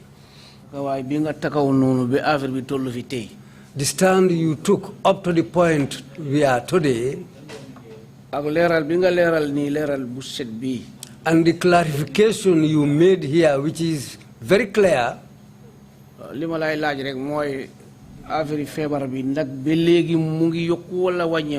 I'm asking about at this present moment is that this disease, is it on the increase or is it on the decrease inside the country here?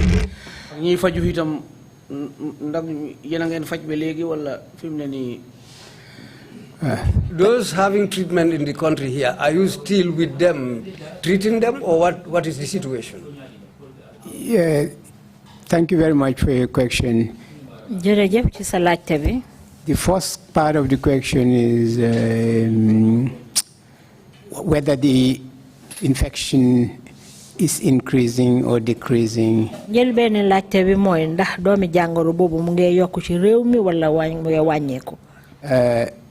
As I said earlier on, the success in the treatment of HIV has now made it possible to an extent when to transmit it becomes now difficult. And that is the reason why the prevalence is reducing, because the incidence is reducing.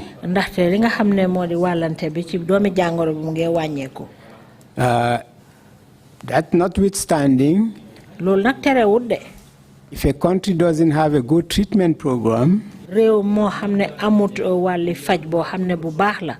there will certainly be others who would not access this treatment,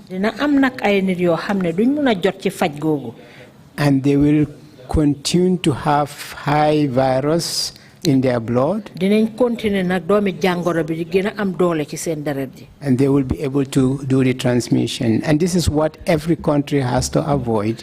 Te su boobaa nag dina tax nag wàllante bi mun a am te réew mu nekk nag loolu moom war na koo moytu. Specifically for Gambia. Surtout waa Gambia. I think the National AIDS Secretariat, they do every year they do a national survey to look at whether it's going up or down. Foog naa liggéeykaay bi nga xam ne ñoom ñoo saytu toppa mbiri feebar bi ñoom at mu ci nekk nag ñoo seet mbir yi ndax mu ngi eeg wala mu ngi wàcca.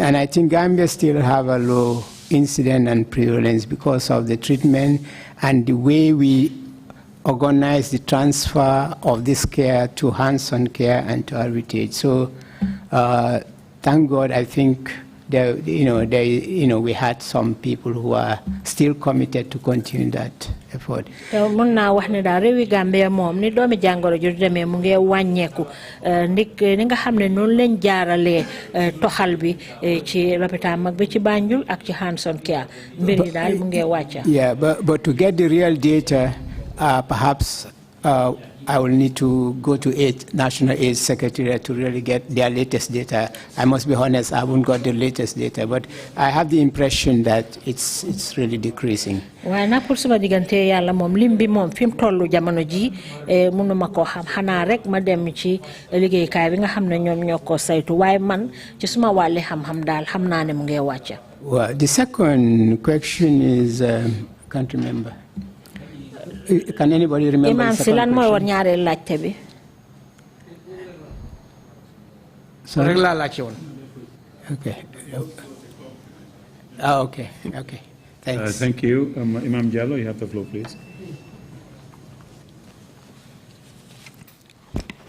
Dr. Jaye, first of all, I congratulate you for your personal achievements Dr. of your Gueye, group and the tasks you had undertaken concerning this disease. si njëlbeen bi maa ngi laa sant di la nuyu tamit yooya ak ñi nga àndal si liggéey bi ci taxawaay bi ngeen taxaw ak ci wàllu liggéey bi si biir réew mi. You people have put in a lot of funds and actions to ensure that you treated people and got them back on their feet. yéen def ngeen liggéey bu baax dugal ngeen ci alal bu bari ak ay jëf yoo xam ne jëf yu baax lañ ba dimbale ay nit ñu mun a taxaw ci kaw seen ñaari tànka continuer seen dunda si réew mi. But like many other such actions, waaye in the ay end, jëf yu mel few noonu people have decided on their own to destroy it and discredit everybody.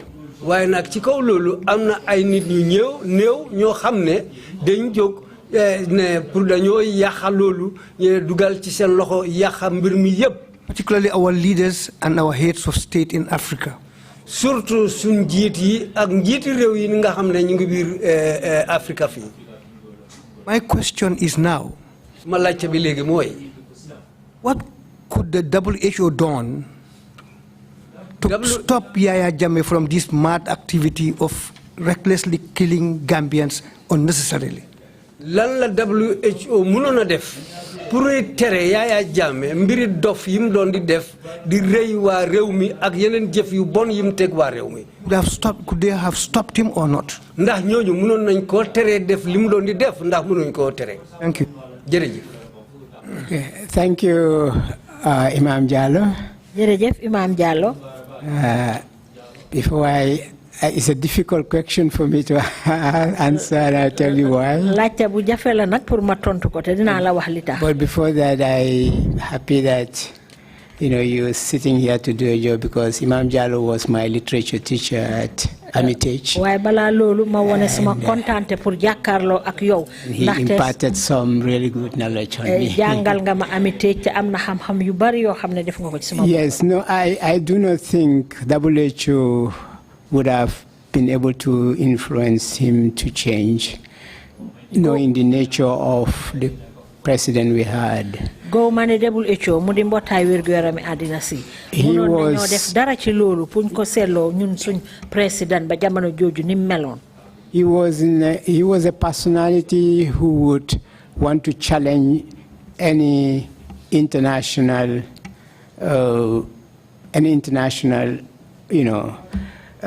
viewpoint. He's somebody we knew. He loved challenging international viewpoints. nit la woon koo xam ne ñun ñëpp xamoon nañ ne li nga xam ne moo di gis-gisi mbootaay yi nga xam ne ñooy mbootaay bitim réew yi daf daan bugg a jamono bu ci nekk rek di jànkuwante ak ñoom. But not only that, to impress on people, not in the Gambia, but everybody, that he has some extraordinary powers. And I think for that kind of a leader, is, you know, you cannot influence him to change. du waa Gambia rek de waaye moom nekkoon na nit koo xam ne daf daan bugg a wone dooleem ci képp koo xam ne jokkoo na ak yow.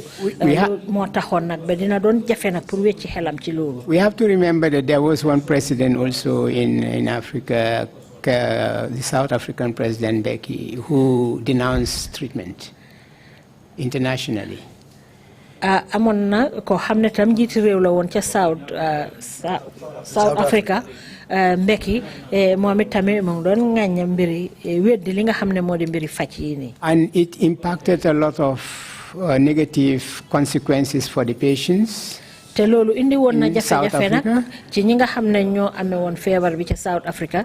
But later on, he conceded when there was a pressure on him by the international community. waaye gannaaw loolu nag mu dal di wàcce gannaaw boo xamee ne mbootaay bitim réew yi ñëpp forcé nañ ko wala teg nañ ay kàddu ci ko mu dal di wàcce. And the treatment framework continued, but that wasn't the type we had, you know. And so I don't think international influence would have changed his attitude. It was unfortunate we had this experience, but that's what I can answer. waaye nag dafa ute nag ak ñun day njiiti réew mañ amoon jamono boobu.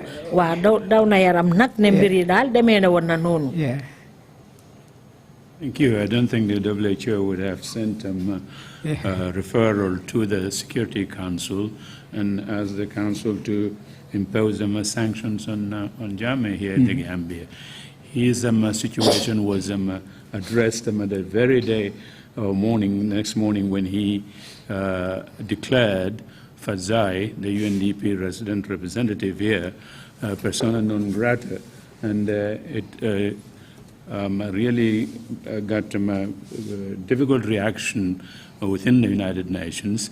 I was sitting with the Secretary General that very morning, and what he had wanted to do at some point was perhaps to close the entire program of the United Nations here in the Gambia because of that. But he had to, he backed down a little bit and said he didn't want to punish the entire Gambian population, action that perhaps the Gambian people were not aware of, certainly not party to at all. But anyway, that did not work. And in the end, the Secretary General Ban Ki-moon just issued a statement condemning the expulsion of our representative here at that time. Commissioner Jones, you have the floor, please. I'll come to you. Thank you very much, Dr. Jay, for your very detailed testimony here this morning. I have a question regarding the readmission of patients into the treatment program at the MRC. Yes. Okay. Translation, please. Sorry, can you repeat it? I was distracted. Okay. I have a question regarding the readmission of the patients at the MRC treatment program. Dama am laajte boo xam ne maa ngi ko def lu aju ci ñi nga xam ne ñoo doon faju ci MRC. Some of the witnesses that we had here narrated or told the commission that when they took the alternative treatment, it led to a lot of vomiting for them. am na seede yoo xam ne joxe nañ fi seeni kàddu ñoo wane nañ ne bi nga xam ne demoon nañ faju ji ci faji président Jammeh boobu dafa am ay wàccu yoo xam ne sonaloon na leen lool. I would like to know, when the patients were readmitted at MRC, did you take samples to determine the composition of the drugs that were administered to them during the treatment they received at the alternative treatment center? ma xamul ndax biñ dellu si waatee foofu ci MRC jëloon ngeen seen deret pour seet ko pour xam façon yi faj garab yi nga xam ne moom lañ leen doon jox foofu ca faji président Jammeh bi. And if so, what are some of the findings you could share with us, or if anything, what impact those drugs could have had on them or might have had on them? su dee defoon ngeen ko nag lan la gëstu bi wone wala boog sax bu dee du loolu feebar garab yooyu ñu doon naan yan jafe-jafe la leen indil ci seen yaram. That's a good question. The answer is no, we did not. We did not. The reason is because we do not, at MRC, we specialize in infectious diseases, so we do not have a pharmacology analysis section or toxicity or toxicology analysis section.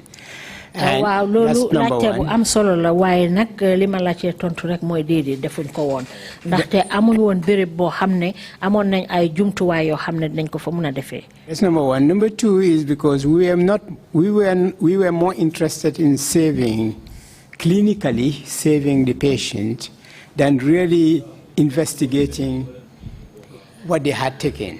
ñun nag li nga xam ne daal ñun moo ñu itteeloon mooy ñu sowe ñi nga xam ne ñoo fa bàyyeekoo woon di ñëw dellusiwaat ci ñun nuñ leen a mun a dimbalee lu dul nag rek ñu toog di toppati seet yan façon garab lañ fa doon. Yeah, because that's where our expertise is, to look at the patient and see the status of or the stage at which he or she is in terms of the infection and treat as much as we can. ndaxte ñun loolu suñ wàlli liggéey loolu la laajoon jamono boobu pour seet ki nga xam ne moo feebar ñu seet feebar bi fan la toll ci moom seet naka lañ koo mun a dimbalee. But you raise a very important question about vomiting. waaye li nga laajte noonu ci mbiri wàccu bi nag am na solo. Because any doctor who has undergone any training will know the basic fact that any medicine, whether it comes from herbs or it comes from chemical compositions, is poison. That's the first basic lesson you will be taught in pharmacology. ndaxte képp koo xam ne yow docteur nga te jàng nga di nga war a xam ute bi nga xam ne moo nekk ci diggante garabi nit yu ñuul mu di reen yi ak xob yi ak li nga xam ne moo di garabi tubaab bi nga xam ne moom la ñoo jël. Why that particular herb or that particular chemical will become medicine and not poison? ca njëlbeen dafa mel ni dafa nekk xompaay waaye nag lan moo tax ba bu egsee ci wàlli faj bi mu doon garab ute mu doon xompaay. It goes through various experiments and trials. li ko waral mooy nag dafa am ci yoon yu bari yoo xam ne foofa lañ koo jaarale pour gëstu ko pour seetlu ko bu baax a baax. For you to know the dose that it will not be a poison. ndax nga mun a xam appa bi ak lim bi nga xam ne moom la ci nit ki jël ba du mun a doon xompaay ci yaramam bi. But also to know how effective it is with that dose. pour nga mun a xami tamit tolluwaayu garab gi ni mu koo jëlee naka laa mun a baaxee ci moom. That's how drugs become developed. noonu nag la ñoo fexee ba amal garab ci li ko jëfoo yi. What you said about vomiting is a testimony that what they are taking is a poison. li nga and wax has not been properly analyzed. li nga wax nag ci mbiri wàccu bi loolu moo tekki ne garab bi nga xam ne moom lañ doon naan benn tey dafa nekkoon loo xam ne mu ngi toll ci anam yoo xam ne xompaay la woon. So, and vomiting is not one of the signs of HIV. It's not, even if you go to the WHO guideline, at stage 3-4 you will not see vomiting there. te wàccu moom musuta bokk ci li nga xam ne moo di mandargaay HIV ndaxte boo ko seetloo sax ci wàlli WHO foofu amul fenn ci seen téere yi fooy mun a gisee ne ku am doomi jàngoro HIV mandargaay wàccu bokk na ci. Even if doctor says the vomiting is part of the HIV symptoms, that's refuted. That's not true. So benn docteur boo xam ne nag taxaw na pour wax ne wàccu bokk na ci mandargaay HIV loolu du dëgg.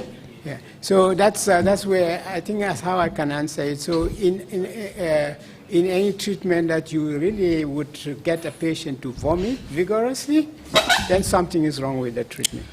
boo gisee nag ki nga xam ne mu ngi faju ñu jox ko garab mu naan ko commencé di wàccu bon nag am na lu xew ci faj boobu noonu.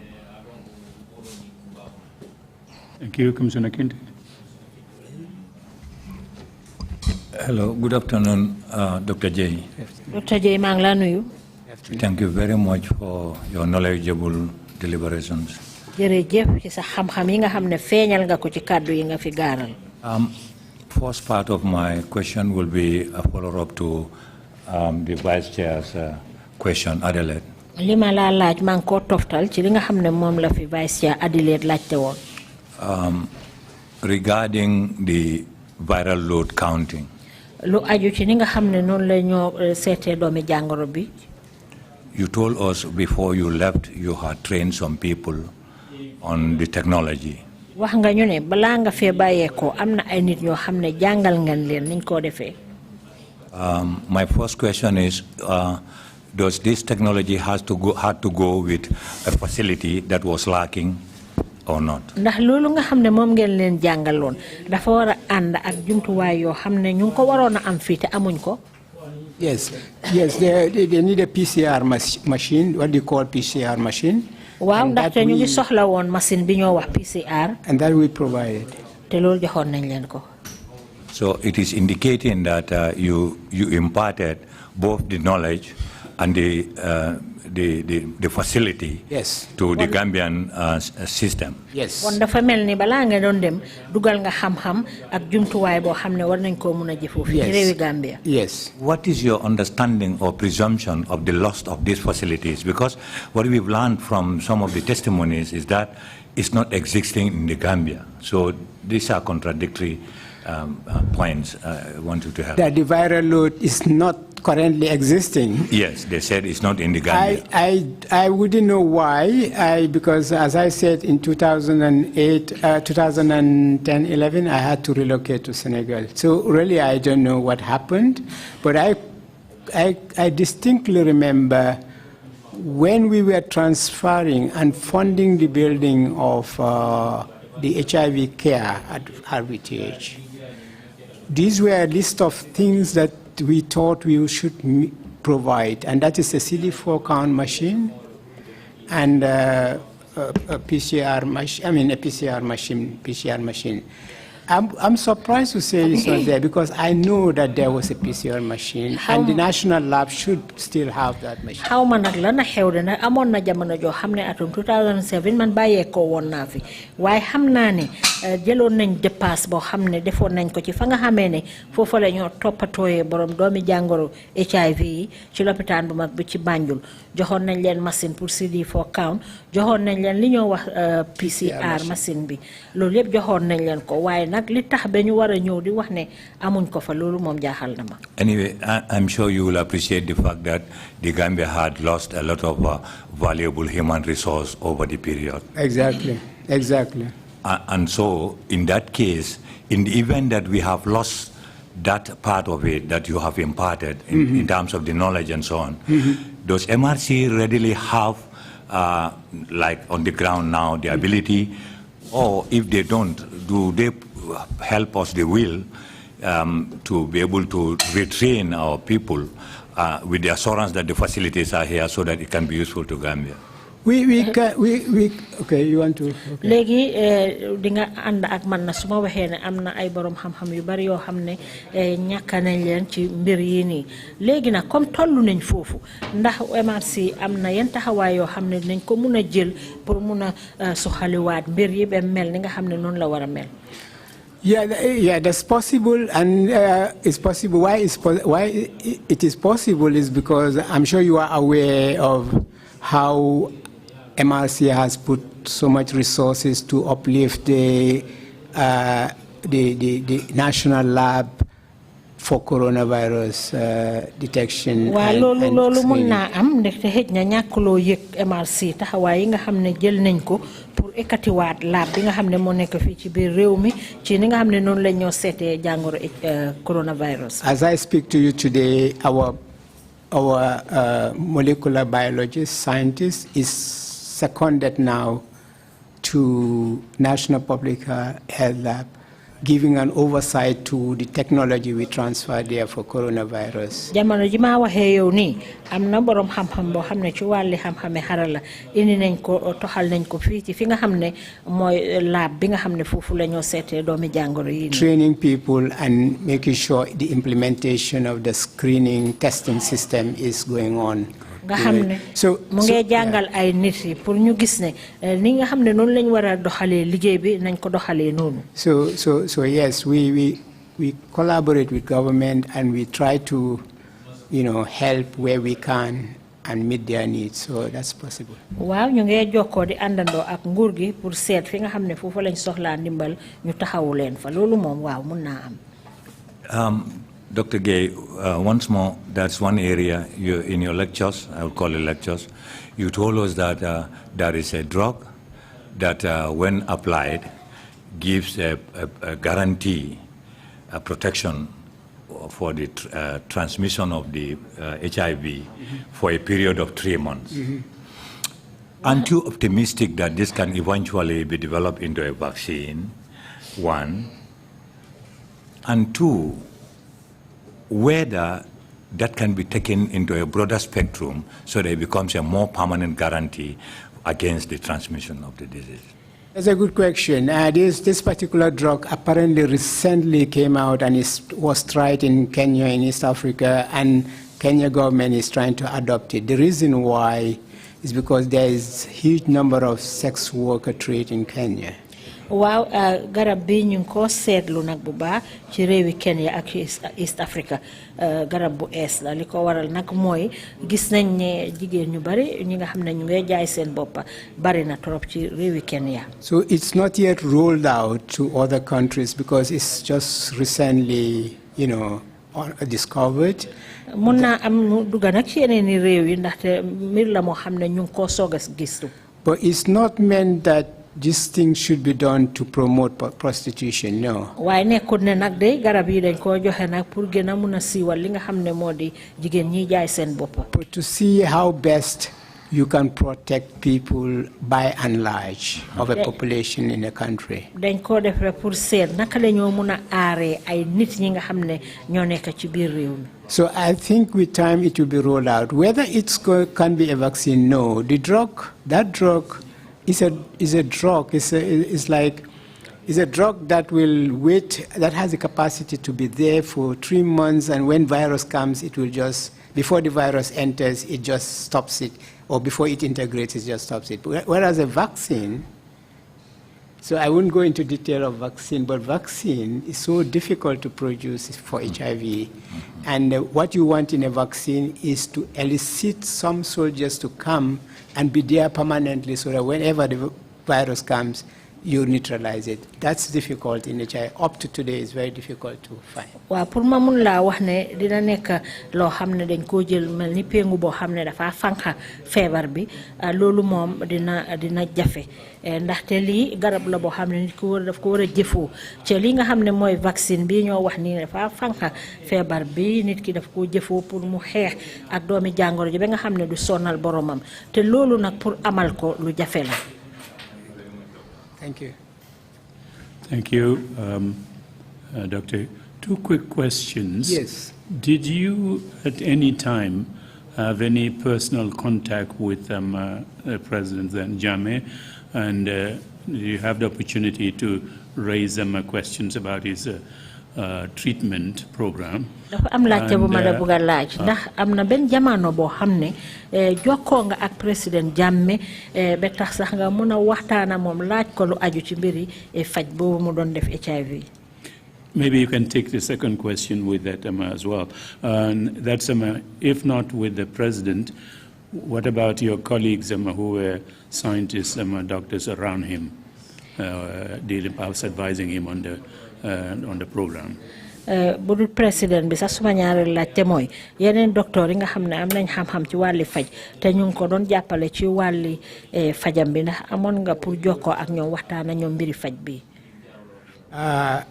That's a very important question, but I must be honest that we've never engaged him into his plan or the institutions of his treatment program. We've never got that opportunity. Laajte bu am solo nga ma laaj nii na waaye na suma diggante yàlla moom musuma jokkoo ak moom pour mun na waxtaan ak moom lu aju ci mbiri faj boobu nga xam ne mu ngi ko doon def. Neither him nor the people who were supporting him. Waxtaanuma ko ak moom waxtaanuma ko tamit ak ñi nga xam ne ñoo ko doon jàppale. MRC never had the opportunity to do that, and the reason I was in the leadership board then, I remember. I was part and parcel of the leadership board, but we never thought for a moment that we would engage him.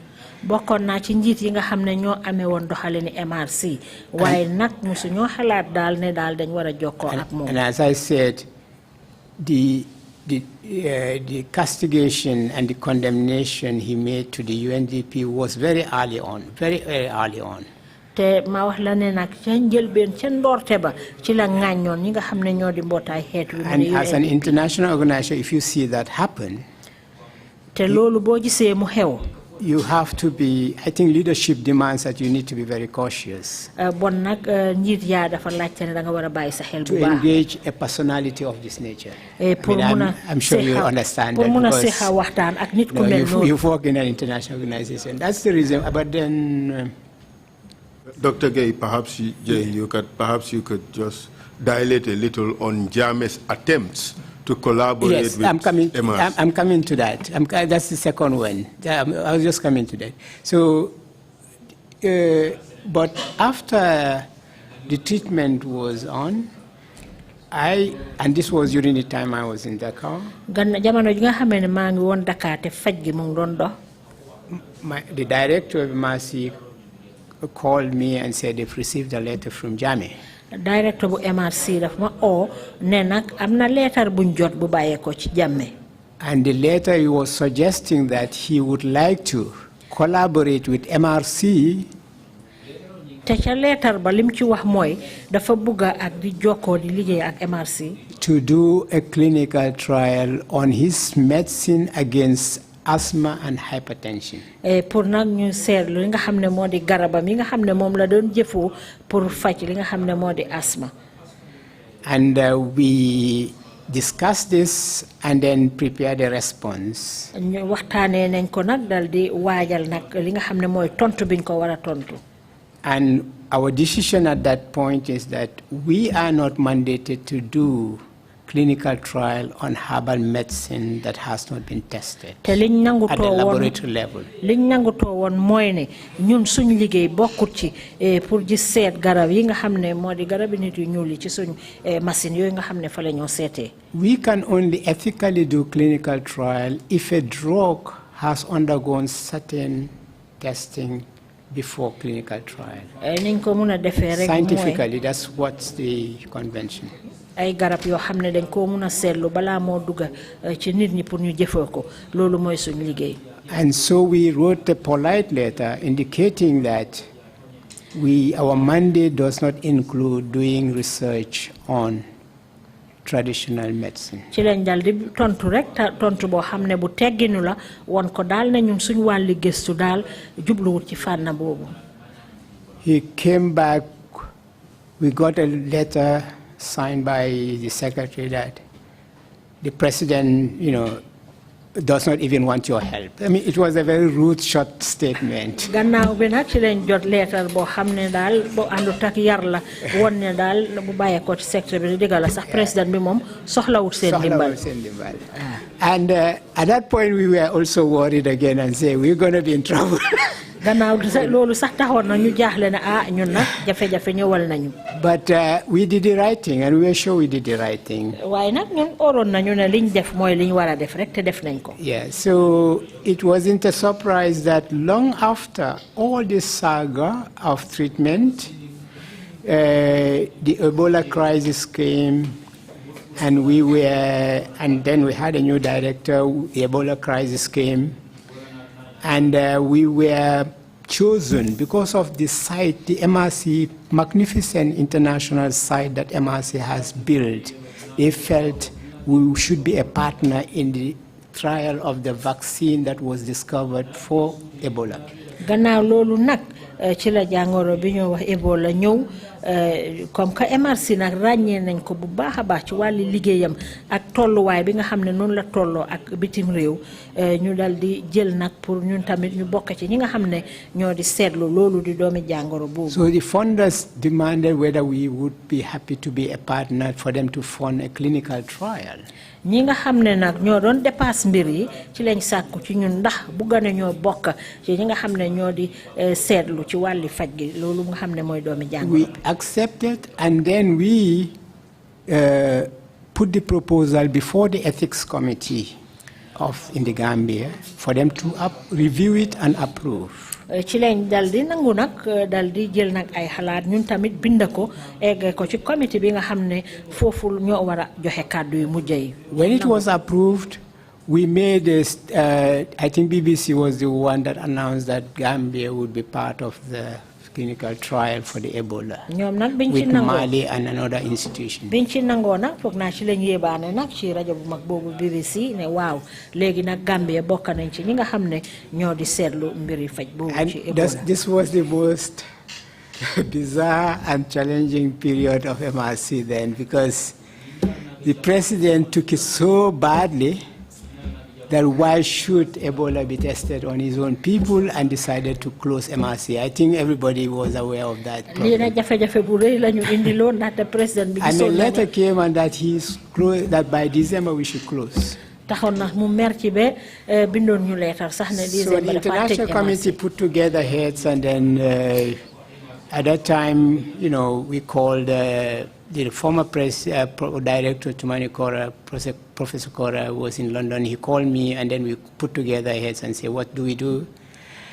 We, at that point, gathered, said that, look, the best thing is, let's explain to him what this is all about. Maybe he doesn't understand. So we sought audience.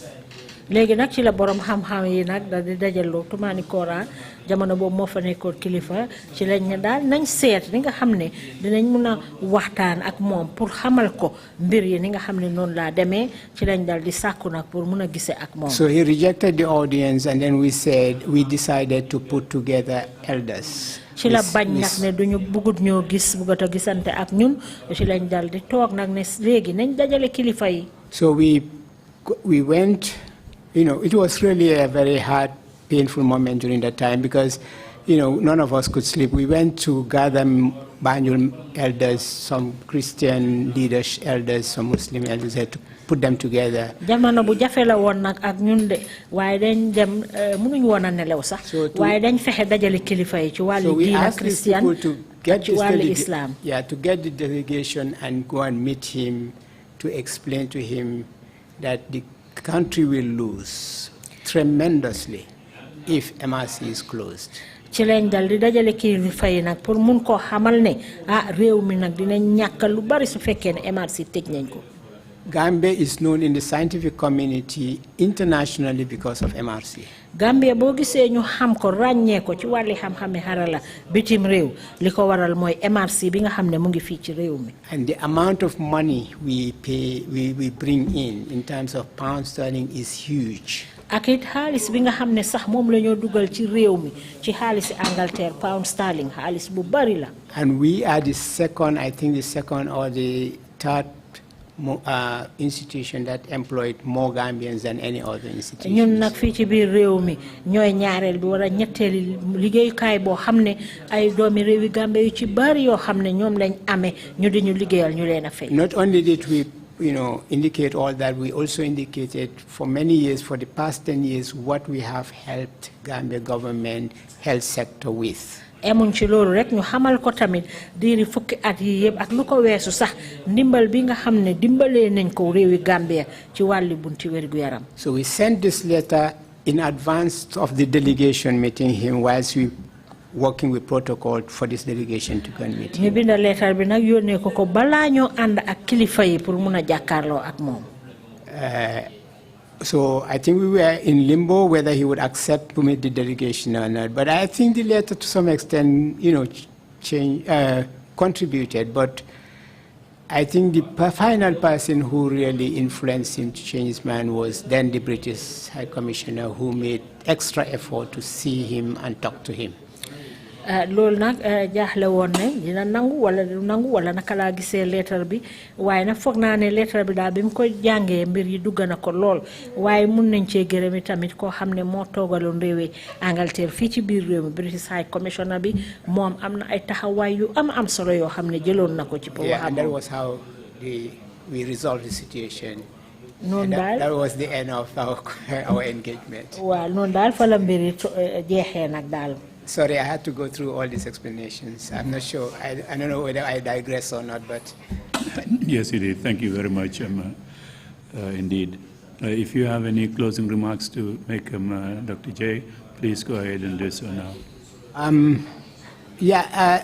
On one aspect, I'm happy to acquaint, to be here to acquaint the Commission on really the history and the saga of the HIV treatment here in Gambia. Ci njëlbeen am naa mbégte lool pour teew ci kanami commission bi pour waxal leen li nga xam ne moo di histoire bi ak jafe-jafe yi nga xam ne amoon na ci jamono yi ñoo faj HIV/AIDS. Yeah, but I also did it in an aura of sadness. Waaye maa ngi ko defee ci anam yoo xam ne daal anam yi naxar laa ko defee. Because as I said earlier on, we got people who were not supposed to die. Ndaxte comme ni ma ko waxee woon rek am na ci ñu ci ñàkk seen bakkan yoo xam ne am na num doon demee waruñoo ñàkk seen bakkan. They were not supposed to die at all. Waruñu woon a ñàkk seen bakkan.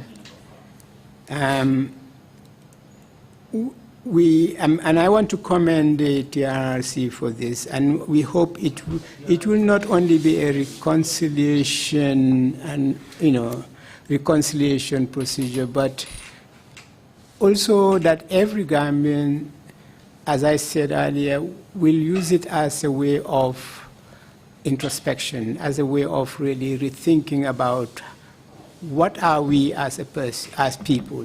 maa ngi gërëm nag waa TRC ndaxte amul rek pour boole waat nit ñi waaye mbir la boo xam ne ku ci nekk war naa jël xalaataat ni nga xam ne moom ngaa jëflante ak sa morom.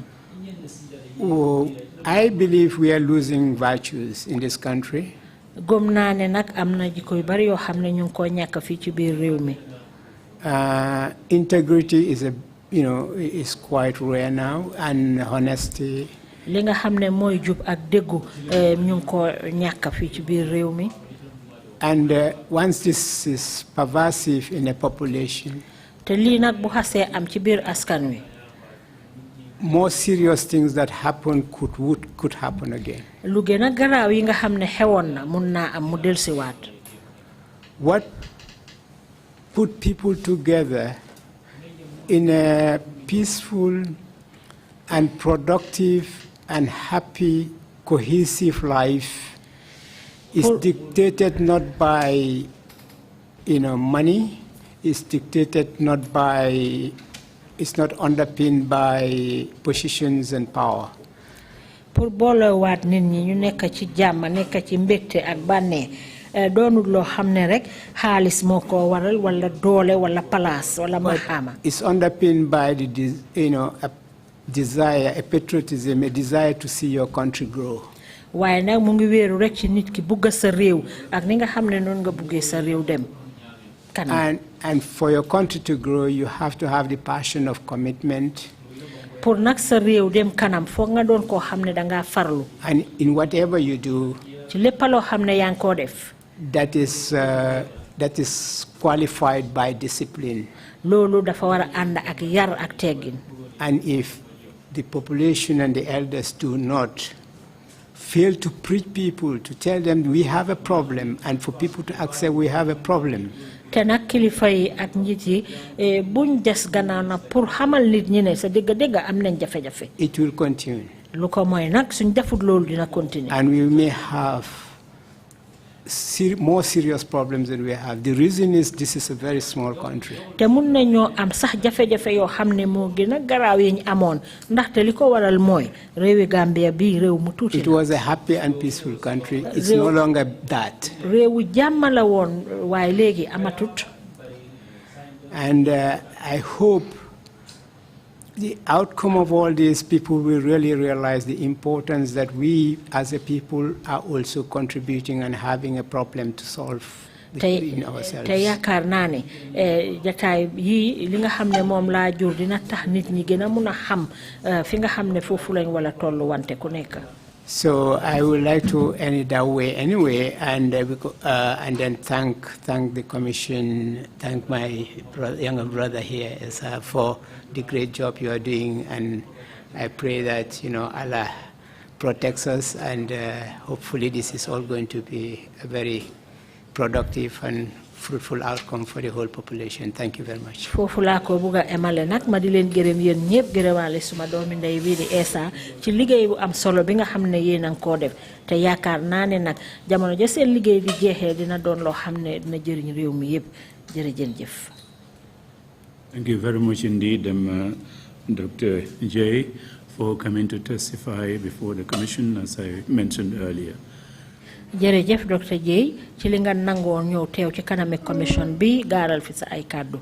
It was a very good testimony that you have given, and we're very proud that you had gone out serve the world, not just the Gambia, in the way that you did, with a very impressive background that you have. Te nag ñu ngi wone suñ mbégte ak suñ puuga réew boo xam ne ñu ngi ko kontaan ci yow ci li nga xam ne teewalee nga réewi Gambia bitim réew ak ci anam yi nga xam ne noonu nga ko teewee. I would make one remark, but without the hat of a chair of the TRRC, otherwise I'll be in trouble if I say that I'm very, very happy that, I mean, as an ex-Hermitage boy, that you've flown the Hermitage flag very, very high around the world, and I hope you were from Sondaskunda. maa ngi la woon ne am naa kontaante lool ci yow comme que ñun ñëpp waa Hermitage lañ indi nga pugare ak tiitar bu rëy ci képp koo xam ne jaar nga Hermitage. Hermitage is the best high school in the world. Hermitage mooy high school bi gën ci àddina si. Again, thank you very much, for coming to testify. Thank you. And that brings us to the end of your testimony. Council, we have a witness lined up for the afternoon. Mr. Chair, no more witnesses for today. In fact, we should have ended at 1:30. And take an afternoon session from 2:30 to 4. Well, we've already consumed that time by ending at 2:30. Well, Thank you very much. If you have a witness lined up, we'll go until 8 p.m. Yes, Mr. Chair, thank you very much, but we push it till tomorrow. Thank you. Tomorrow is another day. Splendid. Yeah, thank you all very much indeed, for that. We will end the proceedings now and resume tomorrow morning at 10 o'clock. I wouldn't be available for tomorrow's summer sessions. Our able deputy chair would chair the proceedings tomorrow. Thank you all very much and have a very good day. Thank you. Meeting is adjourned.